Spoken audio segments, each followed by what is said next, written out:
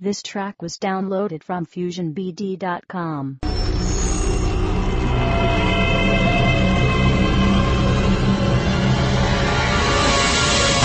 ডর মানে ভয়।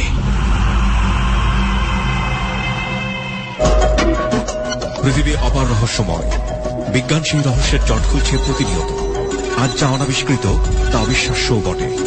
আমাদের ডর অনুষ্ঠানে যে ঘটনার মুখোমুখি আপনি হতে যাচ্ছেন তার যুক্তিসিদ্ধ উত্তর নেই। আমরা প্রতিদিনের জীবনে ভয় বা রহস্যকে যেভাবে স্থান দিয়েছি সেভাবেই এই অনুষ্ঠান আপনার কাছে জায়গা করে নিচ্ছে। এই অনুষ্ঠানের কোনো ঘটনাই সার্বজনীন নয়। ডর মানে ভয়।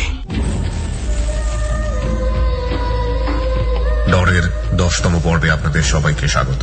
এই মুহূর্তে আরজি কিবরিয়া আপনার সঙ্গী এবং সঙ্গে রয়েছে একটি team. On the spot Rehan, Suman এবং সাউন্ডে রয়েছে লোবান। শুরু হয়ে গেল বাংলাদেশের বিভিন্ন অধিভৌতিক জায়গাকে কেন্দ্র করে প্রথম হন্টেড শো ডর। এখন থেকে শুরু করে রাত 2টো পর্যন্ত আপনার সফর সঙ্গী হচ্ছি আমরা। এই জার্নিতে ভয়ের অলিতে গলিতে বিচরণের চেষ্টা। অনুষ্ঠানের শুরুতেই একটি কথা আমরা বারবার বলি, আপনি যা দেখেন তাই আপনার কাছে বিশ্বাসযোগ্য, কিংবা আপনি যা অনুভব করেন তাই আপনার কাছে বিশ্বাসযোগ্য। বিশাল এই পৃথিবীর অনেক কিছুই এখনো অজানা। এমনও তো হতে পারে যা অন্যের জীবনে ঘটেছে, আপনার জীবনে ঘটেনি।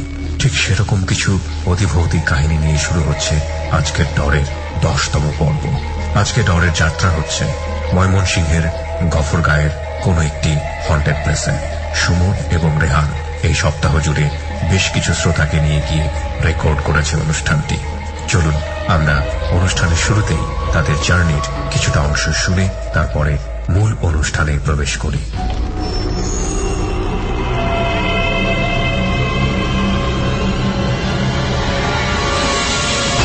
ডর মানে ভয়। দোস্ত, জার্নি করতে করতে জীবনটা শেষ হয়ে গেল রে। আমার এসি বাস দেখলেও গা জ্বলে যায় দোস্ত। আমি আর পারুম না। প্লেনে যাবো। প্যারাশুটের বদলে যদি ছাতি দিয়ে ল্যান্ড করতে পারিস তাহলে প্লেনে যাওয়া যাবে। কথা কচ্ছে চল আগে বাসে ওঠার সিট পাই কিনা আগে যাই, টিকিট না কাটলে আগে ঝামেলা হয়ে যায়। আরে সিট প্রচুর আছে, ওই সাইডের লোকজন বেশিরভাগ ছাদে যায়।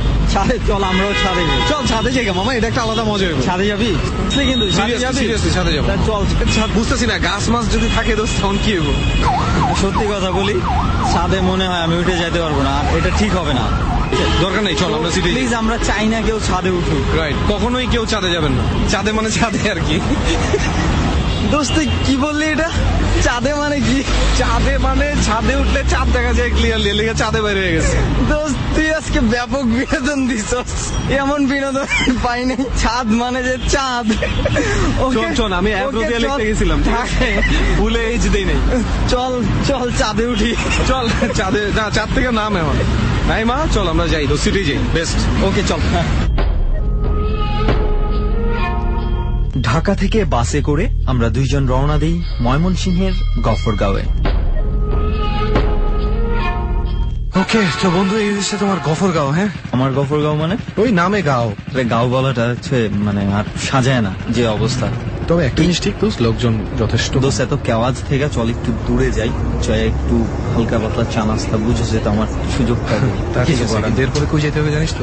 এরপরে আবার বাসে উঠতে হবে। এটা কেন? আমি আর বাসে উঠতে চাই না। আমি জানি না। চলো বাসে উঠে কই যাবো আমরা? কফি খাই, মাথাটা একটু খুব ধরে হয়ে গেছে আমার। তারপরে বাসে উঠে আমরা শিবগঞ্জ যেতে হবে, খুব বেশি দূরে না, কাছেই। শিবগঞ্জ এটা আমাদের ডেস্টিনেশন। শিবগঞ্জ থেকে আরো একটু ভেতরে যেতে হবে। আবার প্লিজ দেখ, বাসে যদি না যাইতে তোর মন চায় তাহলে আমরা সিএনজির সুযোগ আছে, সিএনজি দিয়ে চলো। তাহলে এটা চলবে সিএনজিতে। দোস্ত প্লিজ আর বাসে উঠাইস না। তাহলে চলো এখন কিছু খাওয়া দাওয়া করে আমরা সিএনজিতে উঠে যাই। গফরগাঁও থেকে শিবগঞ্জে আমরা যেতে পারি বাসে, কিন্তু খাওয়া দাওয়া করে বিশ্রাম করার পর আমাদের মনে হলো সিএনজিতে যাওয়াটাই হবে ঠিক। তাই একটা সিএনজি নিয়ে আমরা চলে গেলাম সরাসরি শিবগঞ্জে। কই নামাই দিয়ে গেল এটা? আমি তো বুঝলাম না, ভাড়াও নিল নামায়াও দিল। মানে আমি বেটার অ্যাটিচিউড দেখে না আমি আর ডানে বামে কই যাবো না যাবো জানি না তো ঠিক মতন বলবো। আমার মনে হচ্ছে কোনো না কোনো ভাবে ঠকাইছে আমাদেরকে। মানে একটা ইয়ে কর, মানে রাস্তা তো আমি কারো যে জিজ্ঞেস করবো এমনও তো দেখতেছি না। বাইরে ফোন দিয়ে এখন ওনার কথা আছে। ফোন দে একটা। হ্যালো, হ্যাঁ ভাইজান, আমরা তো ওই যে শিবগঞ্জ বাজারে এসে যে নামছি, এরপরে তো আর বুঝতেছি না কোথায় যাবো। আমার জন্য তো কেউ নাই, কারো জিজ্ঞেস করবো না জিজ্ঞেস করবো। না বুঝিনি। হ্যাঁ, ওষুধের দোকান, হ্যাঁ ওইটা আছে, কিন্তু সব দোকানই বন্ধ এখন। ওইটার বাম পাশ থেকে হাঁটা শুরু করব। আচ্ছা আচ্ছা ঠিক আছে ভাই, আমি যদি তারপরে আবার না খুঁজে পাই, তারপর আবার আপনাকে ওষুধের দোকান খুঁজে পাইলে আমি ফোন দিতেছি আপনাকে। ওকে বস, হ্যাঁ আল্লাহ হাফেজ। ওই যে ওষুধের দোকানটা মনে হয় আছে, একটু সামনে গেলে ওষুধের দোকান পাওয়া যাবে, বাজারের লাস্ট মাথায় ওষুধের দোকান আছে, ওইটার ওদিক থেকে বামে চলে যেতে হবে বললো। আচ্ছা চারে তো খুব বেশি সময় তো না, বেশি সময় যতটুকু আগে বলছিলাম খুব বেশি সময় না, চল চল হাঁটতে হবে। হ্যাঁ আসলে শীত যে পড়তেছে বোঝা যাইতেছে। এই সাইডটা থেকে শীত বেশি নাকি মনে হচ্ছে, মানে ঢাকায় শীতের একটা বোঝা যাইতেছে এখন, কিন্তু আমার খুব ভালো শীত করতেছে আমার। তুই রেকর্ডার অফ করছিস?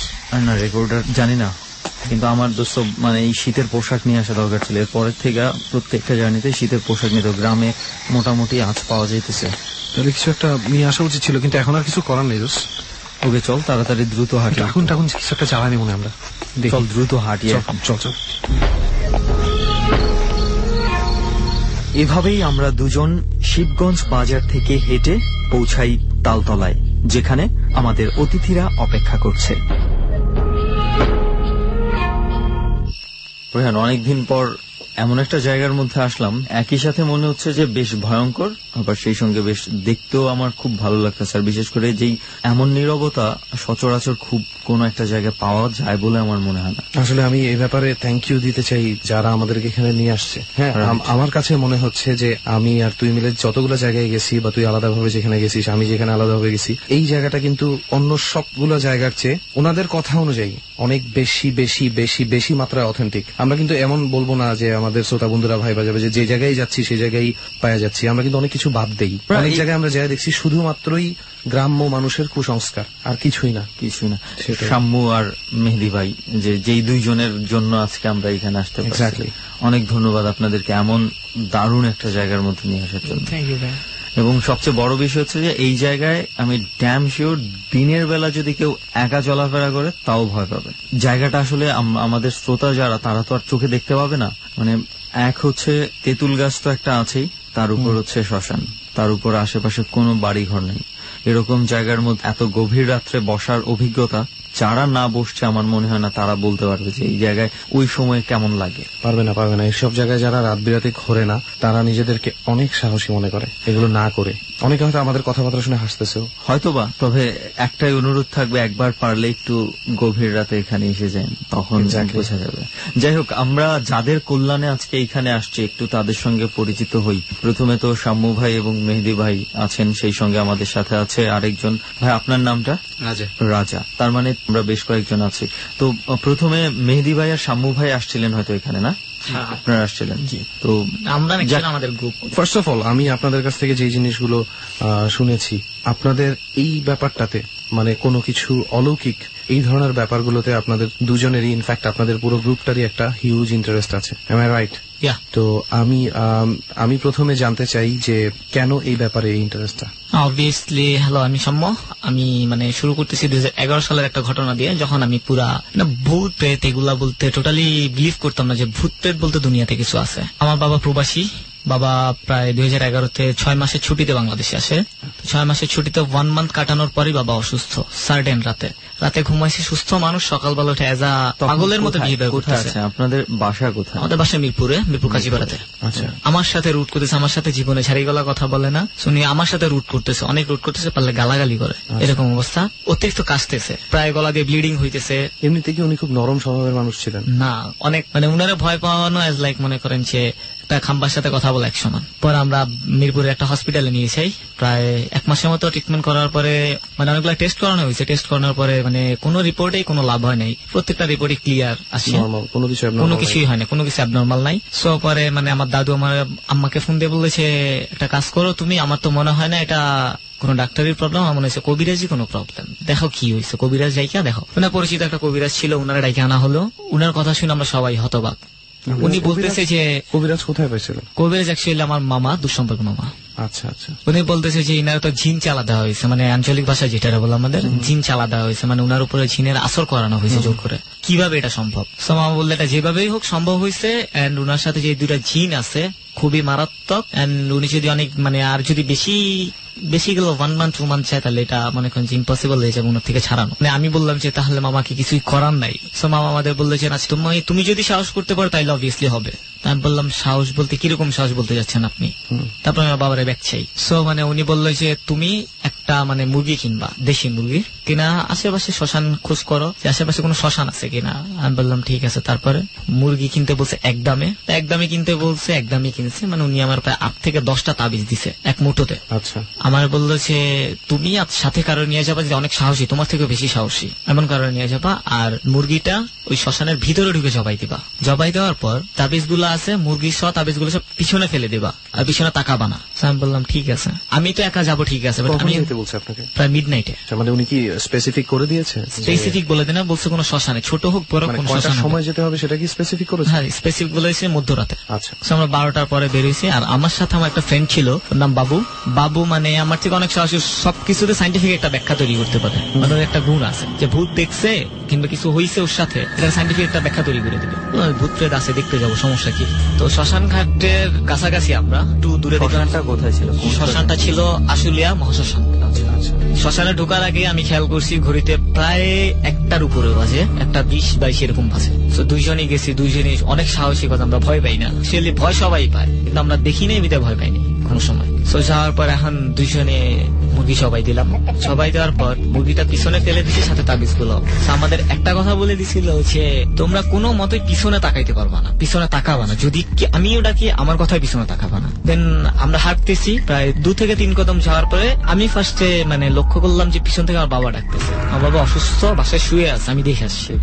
ঠিক আছে, তো আমি একবার তাকাই দিয়ে নিছি। পরে মানে আমার শরীরে প্রশংস দাঁড়িয়ে গেছে, মানে পুরো ভীত সন্ত্রস্ত হয়ে আমি বলতেছি যে এটা কিভাবে সম্ভব। সাথে সাথে আমার আম্মাও ডাকতেছে। মানে এখন আমার ফ্রেন্ড আমার ঘাড় ধরছে যে পিছনে তাকানো যাবে না। পরে এখন যে মামা আমার এখানে আসতে বলছে, ওই মামা বলতেছে যে এই তোদের তো এখানে দাঁড়াইতে বলছে, আমি তোর এখানে চলে যেতেছিস। আমি মনে মনে চিন্তা করতেছি দাঁড়াইতে বলছে, পরে ও আমার ঘাড় তখনও ধরে রাখছে, পিছনে তাকানো যাবে না। মানে যখন আমি আর তাকাইতেছি না, তখন আমি হেয়ার করলাম সে ওর বাবা ওরে ডাকতেছে। আপনার ফ্রেন্ডের বাবা? আমার ফ্রেন্ডের বাবা ওরে ডাকতেছে, পেছন থেকে, সব পিছন থেকে ডাকতেছে। মানে বলতেছে দাঁড়াইতে। খালি আমরা দুজনে আগায় যেতেছি কন্টিনিউয়াসলি। ও আমার ঘাড় ধরে রাখছে, আমি ওর ঘাড় ধরে রাখছি। মানে আমাদের যখন আমি মানে ব্যক্তিগতভাবে বলি, যখন আমার ডাকছে তখন আমি মানে কি বলবো, হেপনোটাইজ করলে মানুষ এরকম হয় না, আমি এই টাইপ হয়ে গেছি। যেমন তাকাইতে খুবই মন চাইতেছে কে ডাকতেছে। আমরা আগাইতে থাকি, আগাইতে মানে বের হওয়ার পর হঠাৎ করে এক মুরব্বী লোকের সাথে আমাদের দেখা হয়, হুজুর টাইপের লোক দেখে বল তোমরা এতরা দেখে কি করো। মানে লোক পুরো চিৎকার দিয়ে বলছে তোমরা এতরা দেখে কি করো। পরে লোকের বাড়িতে নিয়ে গেছে, সব দেখছি আমরা খুবই ভীত। বাড়িতে নিয়ে গিয়ে জিজ্ঞাসা করছে কি হয়েছে, আমরা বললাম যে এগুলো হয়েছে। পুরো কাহিনীটা শেয়ার করছে ওনার সাথে। উনি বলছে যে দেখো এটা শ্মশান, আর এখানে ভালো মানুষ এত রাতে থাকে না, দোয়া করে যাতে তোমার বাবা ভালো হয়েছে। এই ছিল আমার প্রথম মানে লাইফের এক্সপিরিয়েন্স করা একটা কাহিনী। তারপরে ওইখানে আর কিছু হয়নি আপনার? ওখানে আর কিছু হয়নি আমাদের সাথে। যারা ডাক দিয়েছিল বা যে জিনিসগুলো ডাক দিয়েছিল এরা আপনাদের পিছু নেওয়ার কোনো চেষ্টা করেনি? মানে আমরা যতক্ষণ শ্মশানের ভিতরে ছিলাম, মানে পুরো মাঝখানে ছিলাম, যতক্ষণ ভিতরে ছিলাম ততক্ষণ পর্যন্ত ডাকাডাকি করছে। পিছনে তাকালে হয়তো বা অন্যরকম হয়তো রেজাল্টটা। হয়তোবা। আপনার বাবা কি তারপর সুস্থ হয়ে গেছে? অলৌকিক বলবে যে বাবা 3 দিনের ভিতরে পুরো হাঁটতেছে। সে কি জানতে পেরেছিল এই যে মুরগির ব্যাপারটা? হ্যাঁ, সে পুরোটাই জানতে পেরেছে। তারপর তখন আমি অ্যাকচুয়ালি এগুলা বিশ্বাস করা শুরু করছি। আর আমি মানে আমার মামা, আমার রিলেটিভ যেহেতু এগুলা জানে, তো আমার এগুলোর প্রতি অতিরিক্ত কৌতূহল হয়। আপনার বাবার ঘটনার পরে আপনার অতিরিক্ত কৌতূহল। সে এক সময় মানে কোনো অতিরিক্ত কিউরিওসিটির বসে মানে মামার বলছেন মামা আমি এগুলো শিখতে চাই। শিখার আগে তো সাহস দরকার অনেক, ঠিক আছে। মামা আমারে বললো যে তুমি তাহাজ্জুদ নামাজ পড়ো প্রত্যেকদিন রাতে, একদিনও নামাজ মিস দিবা না, ঠিক আছে। কন্টিনিউয়াসলি উনি আমার 6 মাস এভাবে নামাজ পড়াইছে। তো মানে উনি আমার প্রায় প্রত্যেকটা জিনিসের ডিটেলস বলতেছে, এটা দিয়ে এটা করো, এটা দিয়ে ওইটা করো। মানে উনার কাছ থেকে আমার জাস্ট সিঁড়ি বলা যায়, সিঁড়িটা শুরু হয়েছে উনার থেকে। আরেকটা মানুষের কথা আমি না বললেই না, উনি হলো শঙ্কর ভাই ধানমন্ডির, ফ্রেন্ডের মাধ্যমে ওনার সাথে পরিচয়। আচ্ছা, তো ওনার কাছ থেকে আমি অনেক কিছু শিখছি। তো আমার ফ্রেন্ড আছে পাশে মেহেদি। হ্যাঁ, মেহেদি মানে আমি জানতাম না যে মেহেদি এগুলার থেকে এত কিউরিওসিটি আছে। মেহেদি ভাইয়ের কিউরিওসিটিটা কিভাবে আসে? এরকম একটা কেস স্টাডি নিয়ে ও কথা বলতেছিল, আমি অনেক মনোযোগ দিয়ে শুনতেছিলাম। তারপরে মাঝে মাঝে একটু ক্লু ধরতেছিলাম যে আচ্ছা তো সেটা এরকম না, এটা এরকম না। তো তুই কেমনে জানলি? 6 সেন্স থেকে বলতেছিস না নর্মাল সেন্স থেকে? আমি 90% 6 সেন্স, নর্মাল সেন্স কই পাবো এরকম। আপনি থাকেন কোথায়? আমিও মিরপুরেই থাকি। আচ্ছা। আমার প্রথম ভয় হলো কি, আমার বাসা ছিল 3 তলায়। আমার বেডের যেদিকে পা দিতাম সেই বরাবর একটা আম গাছ। তো আমি আমার বড় ভাইয়ের ফোন থেকে ফ্ল্যাশ ক্যামেরার ফোন ছবি তুলছিলাম, জানি না কতটুকু রিয়েল কি ফেক, তখন বুঝতে পারি না, খুব ভয় পেয়ে গেছিলাম। গাছের মধ্যে না ফ্ল্যাশে কেমন একটা ছায়া টাইপের ধরা পড়ছে। ছবিটা যখন ক্লিয়ার করে চোখে পড়ছে না, তখন আর আমি রুম থেকে মোবাইলটা নিয়ে দৌড় এক দূরে আমার রুমে, যা কিছু বলি না। ছবিটা পরের দিন ব্লুটুথে আমার ফোনে নিয়ে ওদের দেখালাম, ওরা ভয় পাবো টাইপ এরকম ভাইবে বলতেছে। তখন আমরা অনেক নিচের ক্লাসে বলতেছে যে আচ্ছা যা হয়েছে বাদ দে। তো প্রতিদিন রাত্রে আমি যখন ঘুমাইতে যাই আমার রুমে, তখন কিন্তু আমার ঠিকই মনে পড়ে ভাই, আমি চোখে মুখে মানে গরমের দিন হলো ক্যাথা একদম গায়ে দিয়ে ঘুমাইতাম। এক টাইমে ভয়টা কাটা যায়। পরবর্তীতে এরকম ভাবে সার্চ করতে থাকি, সবকিছু সাইন্টিফিক একটা ব্যাখ্যা ভাবি। তারপরে আস্তে আস্তে সাম্যর সাথে তো আমার ছোটবেলা ফ্রেন্ড, ওর কাছ থেকে অনেক কিছু দেখছি পরবর্তীতে। পরে আস্তে আস্তে মানে এরকম বেসিক অনেক কিছু শিখা হয়েছে। আলটিমেটলি এখানে যেটা দুইজনের আগ্রহ দেখে মনে হলো যে দুইজনের মানে একটা জায়গায় এসে আগ্রহটা একসাথে হয়ে গেছে। তার উপর আমরা অনেক ছোটবেলা থেকে ফ্রেন্ড। আমাদের সাথে আরো কয়েকজন আছে, যেমন ইভান, অনন, তারপর আমির, মাসুদ আর ইসমাইল। তার মানে আপনারা একটা গ্রুপ হয়ে গেল। তারপর কি হলো এই গ্রুপের? তো ওইখানে আমাদের একটা ফ্রেন্ড আছে রায়হান, মানে ওর একটা এক্সপিরিয়েন্স এবং লাইফের সবচেয়ে বড় একটা মানে ধরা খাওয়ার মতো কাজ, যেটা আমাদের পরবর্তীতে অনেক দাম দেওয়া লাগছে। ডর মানে ভয়। ছোট্ট একটা বিরতির সময় হয়ে গেছে। আপনারা সবাই শুনছেন ডর, এবিসি রেডিও FM 89.2 এ। জীবনের কিছু ভৌতিক অভিজ্ঞতা নিয়ে আপনি যদি এই মোস্ট হন্টেড শোটিতে অংশগ্রহণ করতে চান, তাহলে আমাদের সঙ্গে যোগাযোগ করুন। আমাদের ফোন নম্বর হচ্ছে 09613892 আমি আবারও বলছি 09613892 আমরা অপেক্ষায় আছি আপনার। ঠিক 3 মিনিট পরেই ফিরব। ডর।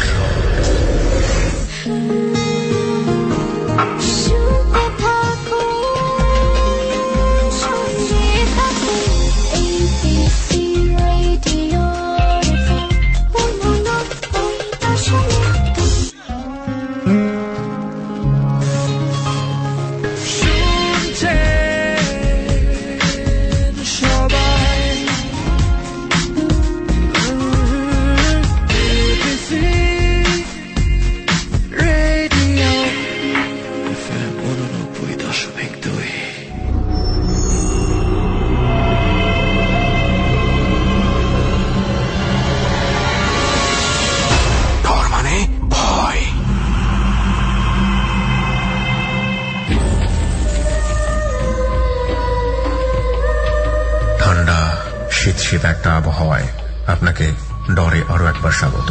আমি আরজি কিবরিয়া, এই মুহূর্তে আপনার সঙ্গে এবিসি রেডিওতে। সঙ্গে আছে হন্টেড প্লেস থেকে সুমন এবং রেহান, সাউন্ডে লোবান, এবং আমাদের সঙ্গে আজকে বেশ কয়েকজন বন্ধু রয়েছে তাদের জীবনের অধিভৌতিক ঘটনাগুলো নিয়ে। সঙ্গে আছে মেহেদি, শাম্মু, রাজা এবং বিল্লু। আর একজন, তিনি কোনো বিশেষ কারণে আজকে ডরে নাম প্রকাশ করতে চাননি। প্রিয় শ্রোতা, ডরের রেসিপিটা নিশ্চয়ই আপনার মনে আছে। একটু পরেই আপনাকে ডরের রেসিপিটা জানিয়ে দেব। মনে রাখবেন, রাত যত গভীর হবে ডর তত জমবে। আবারও চলে যাচ্ছি ঘটনার ঠিক যে জায়গাটিতে আমরা থেমেছিলাম, ঠিক সেই জায়গাটিতে। ডর। রায়হান আমাদের এগুলো দেখতো। আর আরেকটা কথা, যে রায়হান কিন্তু ছোটবেলা থেকে বড় হয়েছে সৌদিতে। রায়হান বিডিতে আসছে মনে হয় 4-5 বছর হয়েছে। ও এইটা না জানতে চাইছে, দোস্তরা কিভাবে ডাকিস, কি বৃত্তান্ত। ওরা বলি নাই, সবারই তো বলা যায় না ভাই। খালি বলছি যে তুই দেখ, দেখে মজা পাস না, বেশি ট্রাই করতে যাস না, বিপদ হবে কিন্তু। এগুলো বাচ্চা কাচ্চা জিনিস না। তো কি করছে, পত্রিকা জানছে। আমি যেভাবে মানে অনেক কিছুই সার্চ, মানুষ খুঁজে পায় না কি আছে। ও কোরআনের কিছু আয়াত আছে যেগুলো মনে করেন যে কোনো লোকে পবিত্র অবস্থায় পড়লে পারে, নির্দিষ্ট সংখ্যা আছে, অতবার পড়লে তার সামনে খারাপ হোক ভালো হোক, তার নসিবে যেটা আছে সে এসে হাজির হবে, জিন হাজির হবে, দেখা যাবে একদম। তো রায়হান ওর রুমে, পার্সোনাল রুমে বসে এটা প্র্যাকটিস করছে একদিন রাত্রে। তো প্র্যাকটিস করাতে এটা সফল হয়েছেও, পবিত্রভাবে ছিল, হয়তো ঠিকঠাক বলছে, সফল হয়েছে। আসছে, আয়সা কথা বলছে। রায়হান তখন ওরে পাঠায় দিবে। ও কিন্তু ডেলিভারি কিভাবে দিতে হবে রিসিভ করা শিখছে, কিন্তু ডেলিভারি করাটা শিখে নাই। ও বলছে চলে যেতে, তো অদৃশ্য হয়ে গেছে, তো সাথেই রয়ে গেছে। তারপরে ও আমাদের থেকে একটু দূরে দূরে থাকে কিছুদিন, খেয়াল করলাম। আমরা যেখানে আসে ও থাকে না, চলে যায়, সবসময় একটু মুড অফ, অন্যরকম একটা ভাবে থাকে। তো একদিন বিকালের গল্প, মাগরিবের আজান দেওয়ার সময় ও কি করছে, ও চুপ করে বসে রয়েছে। আর আমাদের সাথে আরেকটা ফ্রেন্ড আছে রানা মাগরিবের আজান দিতেছে, খেয়াল করে নাই, ও আসলে প্রস্তাব করতেছে। আচ্ছা, তো এইটা রায়হানের ভালো লাগে না। রায়হান একটু অন্যরকম গম্ভীর ভাবে বলছে যে রানা কিন্তু দূরে যা, আমার থেকে সবাই দূরে যে আমার ভালো লাগতেছে না। তো ফ্রেন্ড একসাথে 2-5 জন থাকলে যেভাবে বকাবকি ফাইজলামি হয়, তো রানা একটু ফাইজলামি করছেন। এতে রায়হান কি করলো, হঠাৎ করে চুপ করে থাকতে থাকতে একটা চিল্লান দিয়ে উঠতে গেছিল। ওরা আবার বিপরীতে মজা করতেছে যে রায়হান ফাইজলামি করতেছে, আর রায়হান অনেক শুকনা টুকনা। রায়হান ধূপ করে গাছে উঠে গেল, মাথায় ও আম গাছের নিচে বসেছিল, আম গাছে উঠে গেছিল। তা সবাই মনে হচ্ছে আম গাছে উঠাবার কি সুপার হিউম্যান গিরি। 2-3 সেকেন্ড পরে আম গাছ থেকে অনেক জোরে নিচে পড়ছে, রায়হান নিচে পড়ে গেছে। মাগরিব আজান তখন শেষ, কেবল সন্ধ্যা নামবে। আর ওই জায়গাটা আমি বিবরণটা দিয়ে দিবে ঢাকা আমাদের এলাকায়। ওইটা একটা স্কুল ছিল, টিনসেট স্কুল। স্কুলটা ভেঙে খালি জায়গা করছে, কংক্রিট নিচে পড়েছিল মাটির জায়গায়, আর ওইখানে বিল্ডিং উঠাবে। অলরেডি কাজ চলতেছে কিছুদিন আগে, হ্যাঁ বছর খানিক আগের কথাটা। রায়হান ওই জায়গাটা খালি, অবশ্যই কংক্রিটের অনেক বড় বড় দলা পড়ে ছিল নিচে।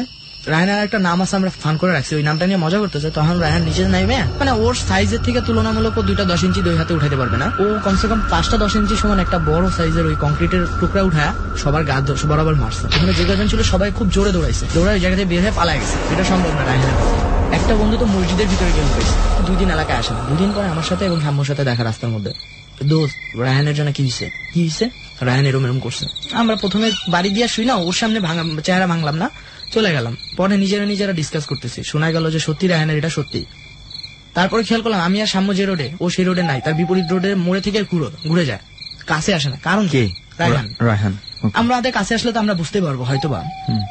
পরবর্তীতে একদিন রাতে প্ল্যান করলাম, আমি আর সাম্য 8টা বাজে বসে রয়েছি যে রায়হানকে বাসা থেকে নিয়ে আসবো। এখন শিওরও বাসা থেকে নিয়ে আসবো, আনার পরে চেক করবো যে কোনো প্রবলেম কিনা, নাকি পোলাপানরে ভয় দেখাচ্ছে। পরবর্তীতে রায়হানরে বাসায় গিয়ে আমি কিছু মিথ্যা গল্পকে সাজায় ওরা একদম সিরিয়াসলি নিয়ে আসছি যে দোস্ত তুই না গেলে এখন প্রবলেম হবে। ও চলে আসছে, অনেক দূর চলে আসছে, প্রায় মণিপুর থেকে কাজীপাড়া বাস স্ট্যান্ডের কাছাকাছি একটা বাসায় নিয়ে যাবো রে। ও যখন আসছে তখন সাম্যকে পিছনে দেখে কাজীপাড়া বাস স্ট্যান্ডের কাছাকাছি এসে বলতেছে, তোরা আমারে কি করতে নিয়ে আসছিস রে? কি করতে নিয়ে আসি গেলেই বুঝতে পারবি। বাসার সামনে নিয়ে ঘরের মধ্যে নেওয়ার পরে একটা রুম খালি নেওয়ার পরে সাম্যরে প্রশ্ন করতেছে যে তুই যে রুম করছো সেগুলো কি ফাইজলামি করছো না সিরিয়াসলি করছো? ওরে বিভিন্ন ভাবে মানসিক টর্চার দেওয়া হয়, মানে প্রশ্ন করা হয়েছে। তখনও স্বীকার করছে যে হ্যাঁ বন্ধু আসলে আমি না এরকম করছি, এখন কিছু বুঝতেছি না।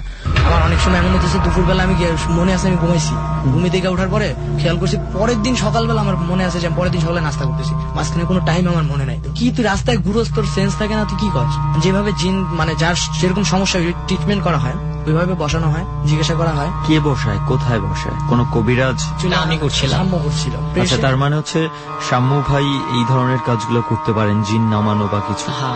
তারপর তো আমি বসি বাম পাশে রায়হানের, কারণ এই সকল রোগীদের শরীরে যখন কোনো কিছু আসে তখন বাম সাইডটা অনেক পাওয়ারফুল হয়ে যায়। আচ্ছা ঠিক আছে, ওইভাবে বসা হয়েছে। আর এই পাশে বসানো হয়েছে আরেকটা ফ্রেন্ডকে, ও একটু ভয়টা কম পায়। বসানোর সাথে সাথে প্রথমে যেভাবে মানে এই ট্রিটমেন্ট করা হয়, যখন শরীরে এন্টার করলো আইসায় সালাম দিয়ে আরবিতে ইচ্ছা মতো কি সব বলতেছে, আমরা ভাই এত ক্লিয়ার আরবি বুঝি নাই। সাম্য বলতেছে বাংলায় বলো, আবার কি উল্টা পাল্টা আরবি বলতেছে। সাম্য একটা থাপ্পড় দিচ্ছে রায়হানকে, সাথে সাথে শেষ ভালো হয়ে গেল, আরবি বলা বন্ধ তার। তখন আরবি বলা বন্ধ হওয়ার সাথে সাথে রায়হান বলতেছে তুই কি হয়েছে? বলছে কিছু না, তুই আবার ট্রাই কর, আবার তুই নিজে থেকে ডাক যে আসো আমার কাছে আসো, তুমি তো আমার সাথেই থাকো, আসো আমার কাছে আসো। এই কথা বলার সময় আমরা আবার আমাদের ফ্রেন্ডকে বলছি যে শিবলু ভিডিও কর। এবার আসলে রায়হানকে বিলিভ করাবো যে তোর সাথে কত বড় কি হইতেছে, তুই দেখ, নিজে দেখ, ভিডিও কর ফোনে।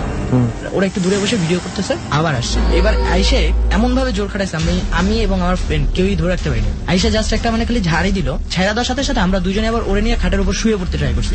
আচ্ছা, অলরেডি শুয়ে পড়তে ট্রাই করতেছি, এমন সময় ওরা বাকি সাথীরা অনেক ভয় পেয়ে গেছে যে অলরেডি তার শরীরে কিছু একটা আছে, দুইজনের হাত ছাড়া হয়ে গেছে, মাইকটার দিয়ে বসলে খবর আছে।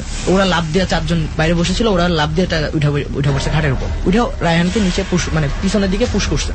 সাম্য কাছে গেছে কন্ট্রোল করার জন্য, সাম্যর একটা লাথি মারছে, পরে রায়হানের জ্ঞান চলে আসছে।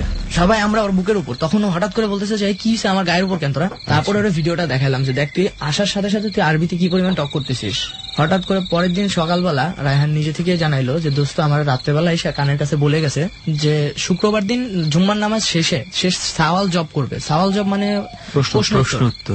তো রায়হান নিজেই ঘর পুরা পবিত্র অবস্থায় রাখছে। ঠিক আছে, পরবর্তীতে সে আসলো, আসার পরে সে আমরা একটু হেল্প করছি। 3টা 3:30 ঠিক আছে দুপুর। তো রায়হান একটা জায়নামাজের উপর বসে আছে, সবার শরীর পাক পবিত্র, তো আসার পরে আরবিতে কথা বলতেছেন। সাম্য সাওয়াল জব করছিল, ওই বলুক জিনিসটা। সর্বপ্রথম আমি যেটা লক্ষ্য করলাম যে আসার পর মানে লম্বা একটা সালাম দিয়েছে। সালাম দেওয়ার পর মানে বলতেছে, কি বলতেছে, আমি বলতেছি আমি কিন্তু আরাবিয়ান কোন ল্যাঙ্গুয়েজ জানি না, তো যা বলতে হবে আপনার বাংলায় বলতে হবে। পরে আমি বললাম যে একটা কাজ করেন, আপনি লিখে আমার দিতে পারেন না, কারণ দেখায় মানে চিন্তা করতে পারি যে কি এটা লিখছেন আপনি বাংলায় যদি পারেন তাহলে বাংলা লেখা পারে, মানে কি আঁকি বুকি করে মানে টাইপ লিখছে, মানে তীর চিহ্ন দেখাই দিয়েছে যে তোমার নাম, মানে নিচে কি যেন লিখলো আরবিয়ানে। আমি জিজ্ঞাসা করতেছি আমার নাম, মাথা ঝাঁকাইছি যে হ্যাঁ। আমি বললাম যে আমার নাম সাম্য। কলম এমন ভাবে ধরছে, ঠিক আছে, যে এক আঙ্গুল কলম এইভাবে পেছায় ধরছে। ইউজুয়ালি কি রায়হান যখন লিখে স্বাভাবিকভাবে এভাবেই কি কলম ধরে? একটা মেন জিনিস খেয়াল করছিলাম আমি, যে উনি ডান হাত বাম হাত দুইটা দিয়ে কলম যেভাবে ধরতেছে লেখা হচ্ছে, রায়হান কিন্তু ডান হাতি। সবার নামে জিজ্ঞাসা করছে, আঙ্গুল দিয়ে ইশারা করে সবাই নাম বলছে। নাম বলার পরে আমি জিজ্ঞাসা করছি আপনি ও শরীরে কি করেন, পরে উনি বাম হাতে লিখে দিতেছে, ঠিক আছে। রায়হান নর্মালি ডান হাতি আর উনি লিখতেছে বাম হাতি, মানে লিখতেছে যে ও আমার ভাই, ও যখন সৌদিতে ছিল তখন আমি ওর সাথে ছিলাম। তখন আমি জিজ্ঞাসা করলাম যে কি করতে পারি আপনার, আপনি বলেন আপনার জন্য কি করার আছে। বলছে তোমার কি করার আছে তুমি বলো। আমি উনারে আজ করবো কি, উনি আমার জিজ্ঞাসা করতেছে, বলেছে মানে উনি আমারে বলতেছে আমি অ্যান্সার কত করছি সবার সামনে। তাহলে আমি বুঝতে পারলাম যে না, মানে কাহিনী আমি যত চিন্তা করছি তার চেয়ে অনেক বাহিরে। উনি ওরে টোটাল ইউজ করতেছে, টোটাল কন্ট্রোলে নিয়ে আসছে। পরে এখন আমি ওনারা বললাম যে দেখেন আমার মনে হয় যে আপনি ওরে ছেড়ে দেন। ও আমার ভাই। যে আপনি ও কেমনে আপনার ভাই হয়, আপনি চীন আর ও মানুষ, কিভাবে আপনার ভাই হয়, তারপর ও আমার ভাই। তার মানে আমি রাগান্বিত হইয়া বললাম যে দেখেন আপনি যদি এইভাবে না যান তাহলে কিন্তু আমি অন্য কিছু করতে বাধ্য হবো। মানে উনি আমার তুই কেটে কি করবি, তুই কি করতে পারবি, তুই কদ্দূর করতে পারবি আমার জানা আছে। পরে মানে আমি আমার মানে সাধ্য মতো ট্রাই করতেছি কি কি করলে উনারা এখান থেকে তাড়ানো যাবে। এমন সময় আমরা বসছি জুম্মার নামাজের পরে, হয়ে গেছে আসরের আজান দিয়ে ফেলছে। তখন আমি ফাইজলামি করে বলছি আপনার অস্তিত্ব নিয়ে আমার সন্দেহ আছে, আপনি যেখানে আছেন আমার সন্দেহ আছে। আমার কোনো সন্দেহ ছিল না, আমি এমনিই বলছি। আমি একটা বোতল রাখছি, পাশে জালনা ছিল, জালনার ওই পাশে একটা বোতল রাখছি, মানে রায়হান থেকে প্রায় 8-10 হাত ডিস্টেন্সে একটা বোতল রাখছি, ঠিক আছে, যে আপনি বোতলটা যার সঙ্গে ফেলে দিয়েছেন সমস্যা নেই, তাহলে আমি বুঝতে পারবো যে আপনি আসেন এখানে। পরে সালাম দিল, সালাম দেওয়ার পর চলে গেছে, মানে সবাই প্রত্যক্ষদর্শী সবাই দেখছে যে বোতলটা বেড়ে গেছে। মানে এখানে মানে ফ্রেন্ড কয়েকটা ছিল যারা মনে করেন একটু ভয় পায়, অনেক ভয় পাইছে। পরে আসার পর এর ফাঁকে আমি রুম বন্ধ করে ফেলছি। বন্ধ করার পর আমি অন্য রুমে নিয়ে গেছি রায়হান। নিয়ে যাওয়ার পর ওই রুমে যখন নামাজ শেষে আসছে, তোমার আমার কথা হলো আমি এখান থেকে রায়হানের ট্রিটমেন্ট শেষে রায়হানের ওই রুমে নিয়ে আটকে দেবো, ওটা রায়হানের রুম। অনেক কষ্টের পরে মানে ইনফ্যাক্ট এখানে উনি আমার সেই টর্চার করে, আমারে মেহেদের দুজনে টর্চার করে। আমার টর্চার বলতে রায়হানের হাত পা দুইটা আমি বেঁধে রাখছি, একরকম মনে করেন যে অমানসিক অত্যাচার যেটা বলে। রায়হানের হাত পা বাঁধা বলতে এমন ভাবে বাঁধা ছিল, জিনিসটা হয়েছে কিরকম, রায়হানের রুমটা অনেক ছোট, বেশি বড় না, খাট থেকে বাইরে একটু বেশি একটা স্পেস ছিল না, খাটটাই রুমটা প্রায় 90% জায়গা নিয়ে রাখছে। তো রায়হানের রুমের ভিতরে যাওয়ার পরে যখন দেখলাম যে এরকম একটা পেশেন্টকে কাউকে ডাইকা না হবে, এখন যেভাবে আসবে ওই জিনিসটা, অতএব সেও আমাদের সাথে মারামারি করতে আসবে, হয়তো আমরা মায়ের খাবো, নাহলে তাকে আটকাবো, যে কোনো একটা। ঘর বন্ধ, যখনই সে ঘরে ঢুকে আর বের হওয়ার ট্রাই করতে যাবে পারবে না, তখন সে আমাদের যে কোনো কারো গায়ে হাত দিবে। তো রায়হানের হাত দিয়ে ইউজ করবে, রায়হানের হাত পা গুলো এমন ভাবে যাতে রায়হানও ছুটাছুটি করতে গিয়ে কোনো কিছু ব্যথা না পায়, আমরাও ব্যথা না পাই। আমার কোমরে কাপড়ের বেল্ট ছিল, বেল্টটা দিয়ে রায়হানের হাত বাঁধা হয়েছে পিছনে নিয়ে, যাতে ওর শক্তি কিন্তু খাটাবে রায়হান, কিন্তু খুলতে যাতে না পারে এমন ভাবে বাঁধা ছিল, প্লাস অনেক অন্যরকম স্টাইলে, যাতে কোনোদিন মানে ছুটতে না পারে বা হাত সামনে আনতে না পারে। পা বাঁধা ছিল, কোমরও ভালো করে মানে মোটামুটি একদম টাইট করে রাখছিলাম। আর মজার জিনিস যেটা ছিল, সাম্যর কোলের উপরে রায়হানের পা ছিল, আর রায়হানের মাথা ছিল আমার কোলের উপরে। রায়হানের আমার পিঠের দিকে রায়হানের ঘরের জানলাটা, একটা জিনিস লাগছিল এখানে, জিনিসটা এক ধরনের একটা তরল পানীয় তৈরি করা হয়েছিল। রায়হান যদি কোনো ধরনের বেশি ছটফট করে তাহলে ওইটা দিলে একটু কবিরাজি ভাষায় বললে এটা পানি পড়া ছিল একটা। ও আবার সৌদি থেকে আসে, ওর বাসায় জমজম কুবের পানি ছিল, ওগুলারে পড়ার পর মনে করেন আমি বলছি যেগুলা দিলে হয়তো ঠান্ডা হইতে পারে। আচ্ছা আচ্ছা। আর একটা ফটো আঁকানো হয়েছিল, যারা কবিরাজ টাইপের এই সকল জিনিসপত্র জানে তারা জানবে যে ফটোটা খুব বেশি লাফালাফি করলে আছে না, ওর সামনে কিংবা ওর চেহারায় যদি ধরা হইতো তখন ঠান্ডা হইতো। এই দুইটা জিনিস আমাদের কাছে তখন অস্ত্র। আর রায়হান কোলের উপর, আর মাগরিব আজান দিচ্ছিল, আর এমন সময় ডাকতে বলছি, আর জিনটা নামাজে যাচ্ছিল, তো খুব বিরক্ত বোধ করে আসছে, বারবার ডাকার পরে আসছে, নামাজের টাইম, মাগরিবে তো নামাজের আজানের সাথে সাথে নামাজ চলে আসছে। আমি জাস্ট ফিল করলাম, সামনে তো উল্টা দিকে বা জানলার, জাস্ট ফিল করলাম যে জানলা দিয়ে কোনো একটা হাওয়া এসে আমার ক্রস করে রায়হান আমাদের দুজনের মাঝখানে রায়হানের পিঠে একটা ফুটবলে কিক করলে যেমন শব্দ হয় না, দাম করে একটা সাউন্ড হলো, রায়হানের মাথা লাগলো আমার মাথার সাথে, শাম্মুর মাথার সাথে পা লাগলো। রায়হান উড়ে এমন জায়গায় গিয়ে পড়লো, খাটের এই মাথা থেকে ও মাথা, যে জায়গাটা যাওয়া ইম্পসিবল, যে কেউ কথাটা শুনলে মনে করবে যে এটা এত সম্ভবই না, এখান থেকে একটা লাথি মেরে মানুষকে ওই মাথায় নেওয়া যায়, কিন্তু ওইটা হইছে সাথে সাথে। আর আমরা দুইজন রায়হানের শরীরের বিভিন্ন অংশের সাথে বাড়ি খেয়ে দুইজন দুই পাশে সরছি। রায়হান এখান থেকে, রায়হান এভাবে লাথিটা মারার পরে রায়হানের কিন্তু 2 সেকেন্ডের মধ্যে জ্বর আসছে। আমি প্রচন্ড ব্যথা পাই, মাথায় ব্যথা পাই, হাত দিয়ে আমি সাথে সাথে বলি রায়হানের ডান পাশের বাম পাশের বুকের হাড্ডি, মানে যেটা বলে ওই জায়গায় জামাটা খুলে ডলা দে ওই জায়গায় লাথি মারছে। সাথে সাথে খুলে দেখা যায় একদম পায়ের ছাপ, বিশাল একটা পায়ের ছাপ ওর পিঠের এই জায়গাটায় পড়ে যায়। অনেকক্ষণ পর, প্রায় 15-20 মিনিট পরে আমরা উঠছি। রায়হান তখন শুয়ে কাতরাইতেছে, জ্বর এসে বসতো শরীরে। রুমের মধ্যে যে কয়জন, খুবই একটা বাজে অবস্থা, সবার মনে আতঙ্ক, কখন কার গায়ে আবার লাগে বসে। তখন শাম্মু উঠে বলে যে রায়হান এখন রুম থেকে বের কর, সবাই বের হয়ে যা, বাকি না আমরা দেখতেছি। 4 জন ছিলাম, রায়হান অনেক পাতলা টাতলা, রায়হানরে 4 জন না, আমি একলাই উঠাই নিয়ে চলে যেতে পারবো এরকম রায়হান। 4 জন মিলে ধরার পরে টের পেতেছি যে রায়হানের পা, মাথা আগে বের হয়েছে, পা পরে বের হচ্ছে রুম থেকে, আর মনে হচ্ছে যেন পা শিকল দিয়ে বাঁধা আছে। আমরা 4 জন মিলে টাইনা শেষে বের করতে পারতেছি না, এত শক্তি রায়হানের একটা। রায়হান কিন্তু আমাদের কোলে, মানে মাটি থেকে উপরে। রায়হান কিন্তু যখন ওরা টানতেছিল, রায়হানের ডিস্টেন্স ছিল বিছানা থেকে প্রায় 2 থেকে 3 হাত উপরে, পুরো ভাসমান অবস্থা ছিল রায়হান। কিন্তু আমরা নিতে পারি, একটা বড় ভাই ছিল, মানে উনি তো দেখে প্রায় অজ্ঞান হওয়ার মতো অবস্থা, কি হইতেছে এটা। আচ্ছা, তো মানে 4-5 মিনিটের পরে রায়হানটা টাইনা বের করে দিয়েছে। আর রায়হানের মানে টানাটানিতে রায়হানের অবস্থা সেরকম মানে খারাপ হয়ে গেছে, রায়হান কান্নাকাটি করা শুরু করে দিয়েছে। রায়হানটা ওই রুমে নিয়ে গেছি। পরে এখন এই রুমে মনে করেন যে আমি একা, আর আমি শিওর যে এই রুমে একটা জিন আছে, আমার এটারে যেভাবে আটকাইতে হবে। কোন রকম আটকাইলাম, আটকাইর সাথে কথা বললাম। পরে আমি ওনারে রুমের ভিতরে আটকাইছি, আটকানোর পরে বহুত টর্চার করছি। টর্চার করার পর টর্চারের পদ্ধতি একটু বলতেছে, মানে একটা তেল পড়া ছিল, ঠিক আছে, তেল পরাটা মনে করেন গরম তেল ছিটাইলে যেরকম অবস্থা হয় মানুষের, এরকম একটা অবস্থা হবে। আমি তেল পরা মানে কথা বললে এটা মারতাম, উনি উল্টাপাল্টা কিছু বলতে নিলে এটা মারতাম। মানে উনি আমার সামনে একটা দৃশ্যমান বলতে গেলে একটা ছায়া, ঠিক আছে, এটা মেহেদি দেখছে, মেহেদি বলার ডিসক্রিপশন দিতে পারবো, আমি তখন কাজ করতেছিলাম। রুমটার মধ্যে সবাইকে বের করে দেওয়ার পরে রুমটা ফুল অন্ধকার, মানে ভিতরে আবহাওয়াটা অন্যরকম, টোটালি অন্যরকম, একটা অস্থির আবহাওয়া, প্রচুর গরম ভাব একটা। তার মানে ভয়।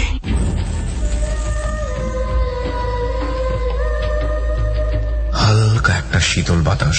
এই শীতল বাতাসটির অর্থ কারো কারো কাছে অদ্ভুত রকমের শান্তির পরশ, কারো কারো কাছে অন্য কিছু।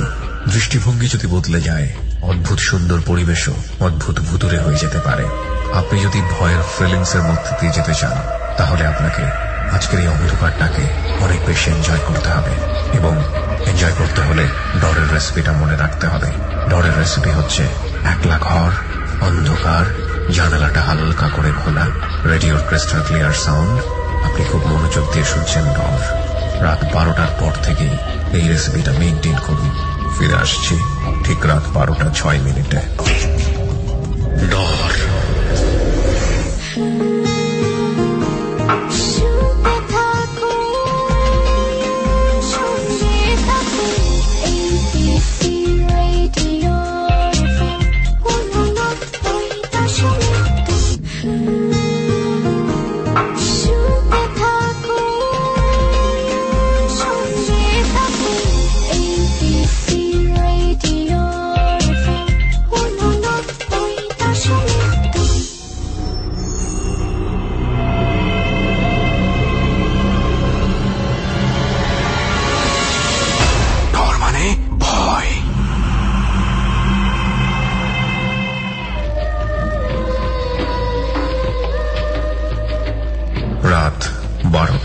রাত 12টা মানেই ডরের গভীরতা।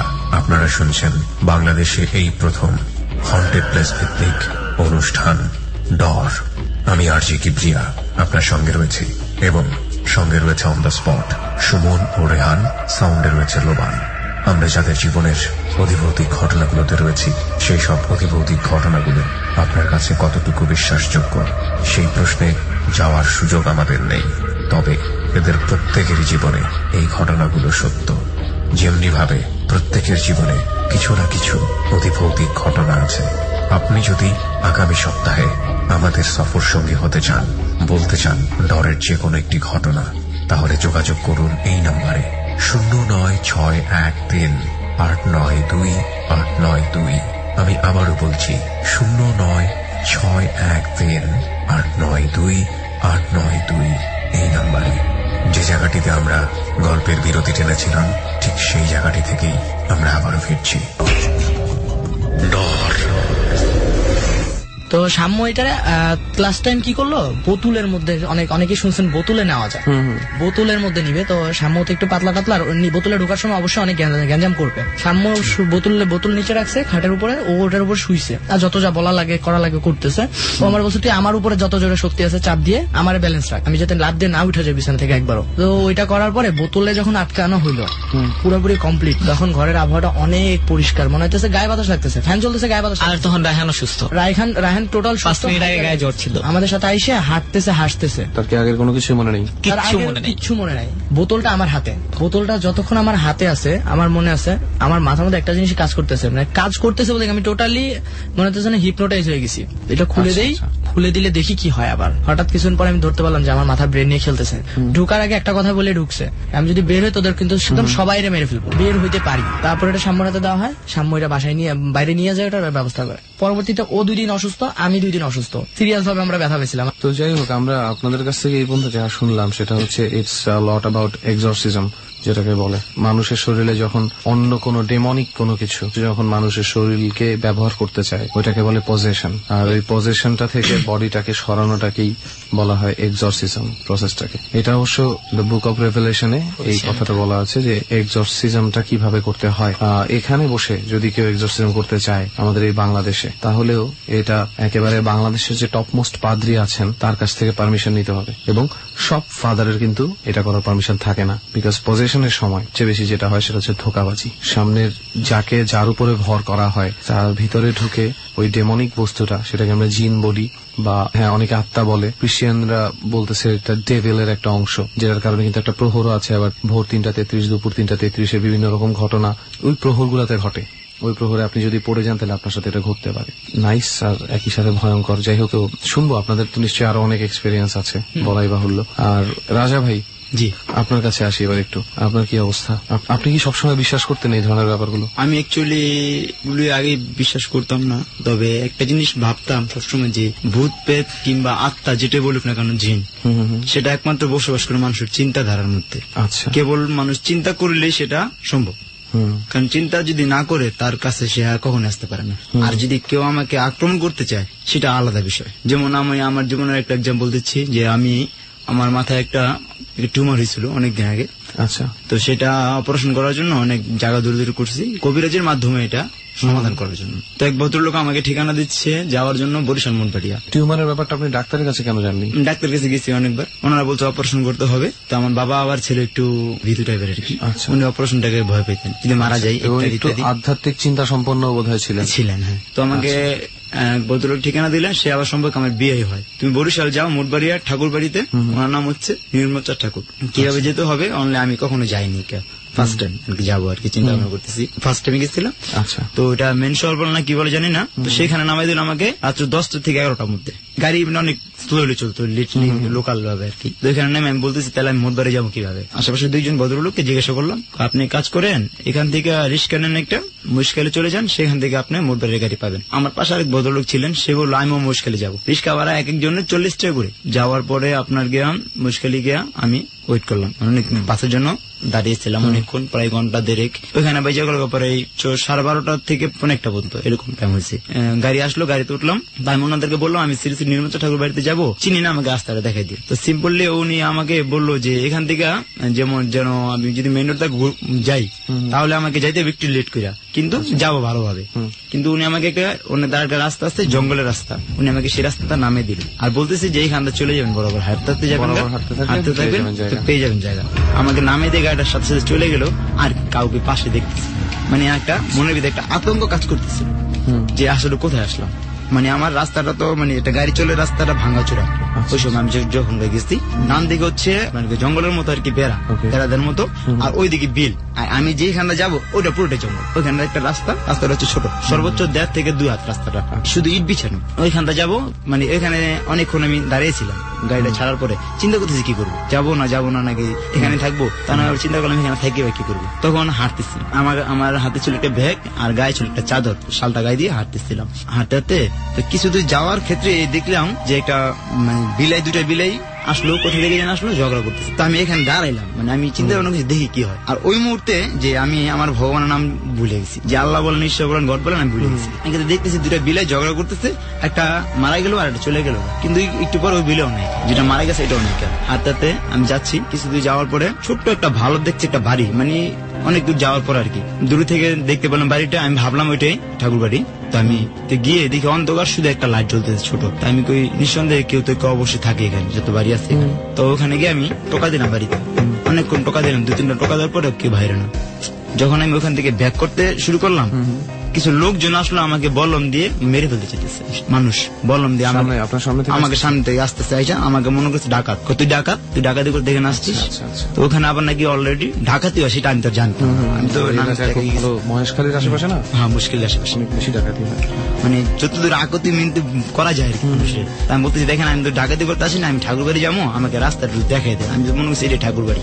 আমাকে বলে দিল যে ডান দেখতে গিয়ে একটা কবরস্থান আছে, সেই কবরস্থানের অপোজিট দিয়ে ঠাকুর বাড়ি যেতে হয়। তো হাঁটতেছি, হঠাৎ করে দেখতে পেলাম যে আমার সাথে একজন লোক হাঁটতেছে, তার হাত পা গুলো অটোমেটিকলি আলগা। হয়তো এটা অনেকের রিয়েল ঘটনা, বিশ্বাস হবে না, মানে আলগা, মানে চোখ দুটো বুকে হাঁটতেছে আমার হাত পা, মানে আমার সাথে বাম দিকে হাঁটতেছে। আমি হাঁটতেছি ডান দিক দিয়ে, আমার বাম দিক দিয়ে হাঁটতেছে।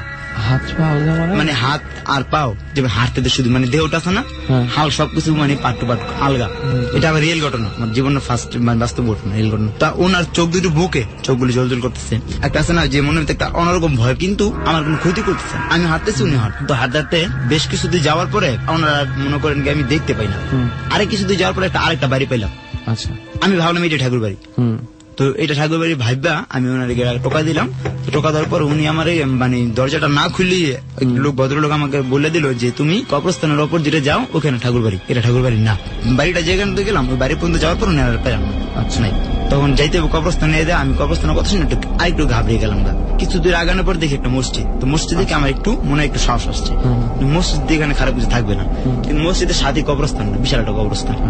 আমি ভাবলাম যে এখানে তার কোথায় যাবো, মসজিদের লাইটটা, আমি মসজিদে শুয়ে থাকি, সকাল হয়তো বা কেউ আসিয়া কেউ বানালো, সকালে বিশ্রে নেবো, কোথায় যাওয়া যায়। মসজিদের একটা বারিন্দা আছে, তো সেখানে আমি শোয়ার জন্য বিছানা করলাম। বিছানা বলতে কি আমার চাদর আছে, সেটা গায়ে দিয়ে শুয়ে পড়ার চেষ্টা করলাম। কিছুক্ষণ পরে যেমন আমার মনে হইতেছে যে ঝড় তুফান হইতেছে বাইরে, মানে ঝড় তোমার, আমি তো মসজিদের বাইরে, মানে মসজিদের বারিন্দায়, মসজিদের বারিন্দায় মসজিদ তালা মারা। ভাবলাম সকাল হয়ে গেছে, মানে আমার মনের থেকে ভাবতেছি এটা সকাল হয়ে গেছে। উঠে গেলাম, ছুটিতে আসলে সকাল হয়নি, অন্ধকারই। পরবর্তীতে আমি বললাম যাক এবার যা হয় হবে, আমি আর উঠবো না, আমার যদি কে টেনে নিয়েও যায় আমি শুয়ে থাকবো, আর চোখ খুলে দেখবো না, যা হয় হবে। তখন চুপচাপ করে শুইলাম। সকালে লোকজন আসার পরে ওনারা আমাকে রাস্তাটা দেখাই দিয়েছে। ঠাকুর বাড়িতে পৌঁছানোর পরে যিনি ওই ঠাকুর শ্রী শ্রী নির্মতা ঠাকুর, উনি বসছেন চেয়ারে বসেন, উনি আবার ছিলেন গণক। তো ওনাকে গিয়ে আমি যখন প্রণাম করে জিজ্ঞাসা করলাম, বললাম যে এই ব্যাপার, তুই অনেক ক্লান্ত, তোর সাথে অনেক কিছু ঘটছে, তুই এখন কিছু খাইস না, তুই খাইলে তোর ক্ষতি হতো। তখন আমি কিছু খাওয়া দাওয়া করি নাকি বসে রয়েছি। তুমি আমাকে কিছু জারপোজ করলো, জারপোজ করার পরে মোটামুটি শরীরটা ভালো লাগতেছে, ঠিক আছে। তখন ওনার কাছে আমি ছিলাম, ওখানে আমার জীবনের ওই এই ঘটনাটা ওইভাবে ঘটে। আচ্ছা, তো রাজা ভাই, এটাই আপনার জীবনের মানে সবচেয়ে ভয়ঙ্কর ঘটনা কি বলা যায়? না না, ইচ্ছে আরো অনেক ভয়ঙ্কর ঘটনা আমার জীবনে ঘটে গেছে। বলেন কেন? আরো ভয়ঙ্কর ঘটনা ঘটে গেছে। অ্যাকচুয়ালি সেটা হচ্ছে আমার নানা বাড়ি, মানে আমার মার বাবার বাড়ি। আচ্ছা আচ্ছা, সেটা হচ্ছে মেঘনা কুমিল্লা জেলার মেঘনা নদীর ওপার রামপুর গ্রামে।